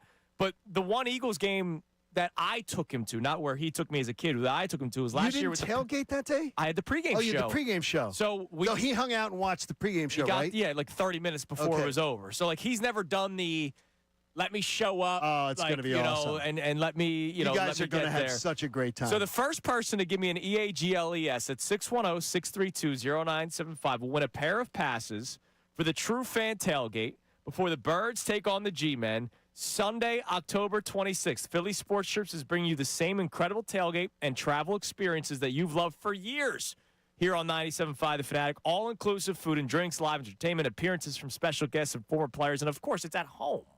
So it's right down the street. Plus, a portion of the proceeds benefit the Eagles Autism Foundation. To purchase tickets, go to phillysportstrips.com. So the first person at 610-632-0975. And let me just give you a little look ahead. I'm not going to try to steal Adam Joseph's job. Little chilly, 58 degrees and sunny for a high on Sunday. Oh, I know. I texted my dad yesterday. Little chilly, so it's hoodies, no shorts. Yeah, I texted my dad yesterday. I said, please dress accordingly. But it's going to be sunny. Yeah. So you're going to have a good time there. So we'll get to that in a little bit. But before we do that, we have some other orders of business. Yeah, I just want to give a quick shout-out because tonight I'll be attending the Hall of Fame ceremonies for Temple University's Klein College of Media as one of our good friends, John Clark of NBC Sports Philadelphia, and longtime sportscaster here in town, and a great Delco guy, and somebody who every young sportscaster in Philly, every kid, I think, grows up wanting to be John Clark. Sure. And John goes in the Hall of Fame tonight at Temple. That's wonderful. And I am thrilled to be able to be there to see him do it. And one of my classmates, Kia Johnson, also goes in tonight. She could hoop when she was at Temple. Love that. Team. But she was also, she's been with Reuters forever, Reuters News. The first African-American producer ever hired in the United States. Wow, how about that? And a female. Yeah. And she's a freaking powerhouse. And much like me, we were classmates. And she also has a Klein grad herself, her daughter Sydney, who now works for NBC Sports. Yeah. So John goes in tonight. Kia goes in tonight. Congratulations to both of them and all the inductees. And Chunas, I make you this promise. As long as life-saving cancer research keeps me alive, the night you go in, I will be there to enjoy it and toast you also. Oh, well, that would be nice. Down the line. If they ever welcome. Well, you got to be older. Yeah. We got to get you a little older. What about me? You're not a you can attend. You're not a Temple you had guy, a good time but you'll last be time. there too. You'll be there. So it'll be awesome. I'll show up. You experienced owl culture. So a couple of things. The Phillies, as we know, got eliminated from the National League Divisional Series, and a couple days later, Dave Dombrowski, we just ran into the better team, man. It's a good club. We just ran into the better team. It sucks. Even though we're ignoring what happened against the Mets and the Diamondbacks, who you were the better team against, and unfortunately you lost both those series. But the Dodgers, he just ran into the better team. That's why they lost. After the Mariners got eliminated. This is incredible audio. Miami's, unfortunately. After the Mariners got eliminated, this was what Cal Raleigh, who should win American League MVP, in my opinion. He probably will, right? Yeah, there's still judge people out there. But I believe he should win American League MVP. This was Cal Raleigh's reaction to being eliminated from the playoffs. Right afterwards. I'm super proud of these guys. It was a great team effort. Love every guy in this room, but ultimately it's, I hate to use the word failure, but it's a failure. And that's what we expected, was to get to a World Series, win a World Series, and that's, what the bar is and the standard is, and, that's what we want to hold ourselves accountable to. A little bit different. How about that? A How about that message? And by the way, a little different tone. That was, and checking the timestamp, that was 25 minutes after last pitch. Okay. So emotions raw. That is Cal Raleigh after last pitch. When the emotions are still high, that's Cal Raleigh saying, none of this crap of, yeah, we ran up against a really good team. You know, we played them tough. We outscored them in the series. Any of that crap. Cal Raleigh. Team. And this isn't Cal Raleigh. This is the first time that they failed to deliver. It's a failure. I tell you this, I've never rooted for Seattle, but I can root for that guy any day of the week. Welcome to the party, man. I can root for Cal Raleigh any day of the week because that is the kind of stuff Dave Dombrowski should be saying. Yeah, no. None of this mealy-mouthed. Well, you know, we a good team. We played the Dodgers tough. We just ran into the wrong team. It's so bad. I still can't. You know what's so weak. You know what's going to disappear until like the day because they could potentially trade him. Alec Boehm admitting to them getting tight. Remember that after Game 1? Oh yeah. Uh-huh. And like obviously the series continued. They had the great Game 3. There was a million reasons why they lost. The top 3 guys probably the most important to blame. Dave Dombrowski then like takes the bullet, probably not trying to, but he takes the bullet doing the ridiculous we ran into the better team stuff. When Alec Boehm admitted that they got tight after Game 1. After Game 1.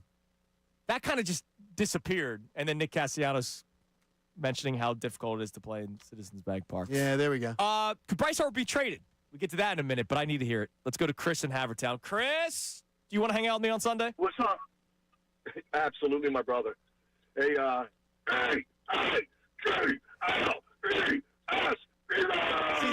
that's the energy. Chris, do you live within like 2 miles of Eagle Road?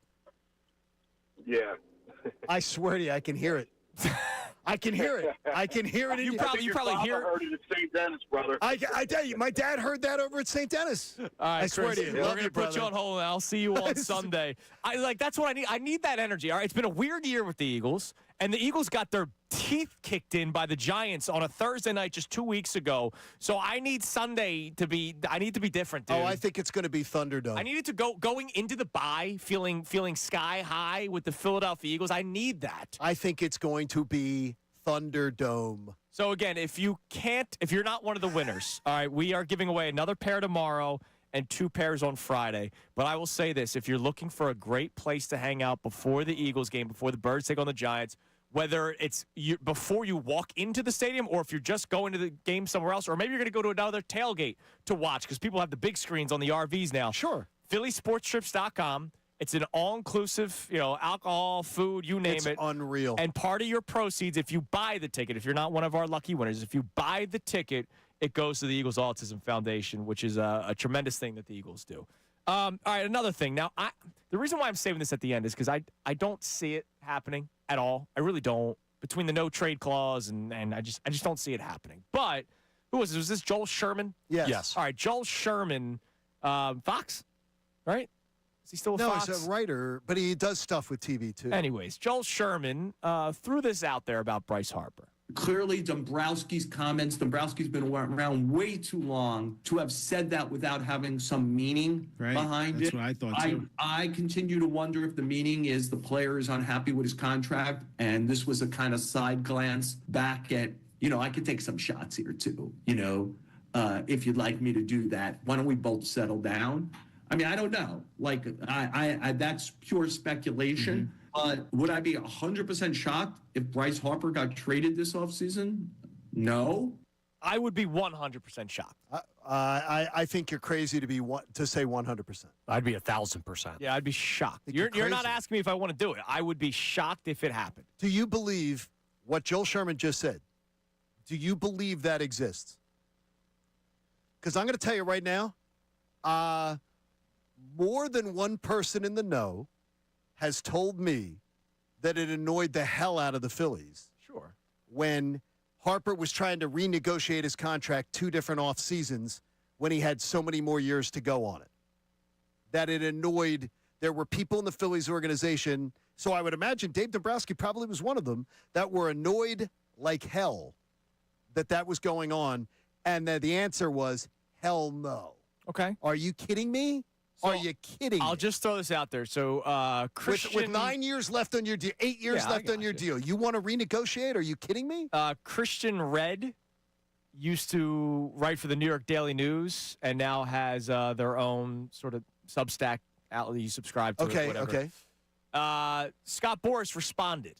All right. To said Dave Dombrowski comments at his press conference, so not what Joel Sherman was saying there. Oh, okay. Quote from Boras, who we know is a pit bull, in doing what he does. He really is. I agree that Harper missed time due to injury and that his volume was down, but other than that, Bryce Harper is performing at an elite level in a number of characteristics that we keep track of. When you look into expected baseball stats, Harper is pretty much on par with his career averages. He's surrounded by Kyle Tucker, Fernando Tatis Jr., Bobby Witt Jr., Rafael Devers. His barrel rate, hard hit rate, exit velocity, blah, blah, blah, blah, Blah, blah, blah. Talking about, and look, he's going to say that about his client, right? He's going to talk about numbers that, who gives a damn? All right, but what does that mean? He did say, I don't think Dave Dombrowski or John Middleton or anybody is contemplating Bryce Harper not being a Philadelphia Philly for the rest of his career. And guess what? Even if they are, they have no say. Bryce Harper has a no-trade clause. He just had his 18 billionth kid. Yeah. He is pretty damn settled in the city of Philadelphia. But when he doesn't like his contract, which he's already tried to publicly renegotiate twice, and he's been told, not happening, Bryce. You mean to tell me that isn't a level of disrespect for a guy with an ego like his? It might be, but it's not enough that he's going to give up the rest of his contract to move somewhere. No, he's not giving up the rest of his contract. I know he still has it, but what if he goes someplace else and gets a renegotiation? He's not going anywhere. I'd be I'll up it to $1 billion. How about this? I'm going to tell you. I will tell you this, Connor. And you can hope we can put this on tape or whatever. I'm going to give Connor Thomas $100, and Connor doesn't have to give me anything. Okay? Connor just gets $100 from me the day that it happens, if it never happens. If Bryce Harper retires as a Philly, and not talking about one of those ceremonial, I'm coming back to retire as a Philly. If he plays every single game the rest of his career as a Philly, I will give Connor Thomas $100 because it's never going to happen. This offseason. Because you know what he's going to be? He's going to be a Las Vegas A. Okay. Well, so he's going that to. Team doesn't even technically exist. Right, right no, now. he will be. I would love to keep going. All right. Yeah, he's I would love to keep going. Life-saving cancer research. Yeah, please. we know. Window Nation made a donation to the AACR. Go to 975thefanatic.com/AACR. I'm living proof. Cancer research saves lives. And while we're at it, real quick from Epcot, Karate Mark from Epcot, hit it. Where's he? Tunis, you want that energy, baby? I need it. Let's go! E-A-G-L-E-S.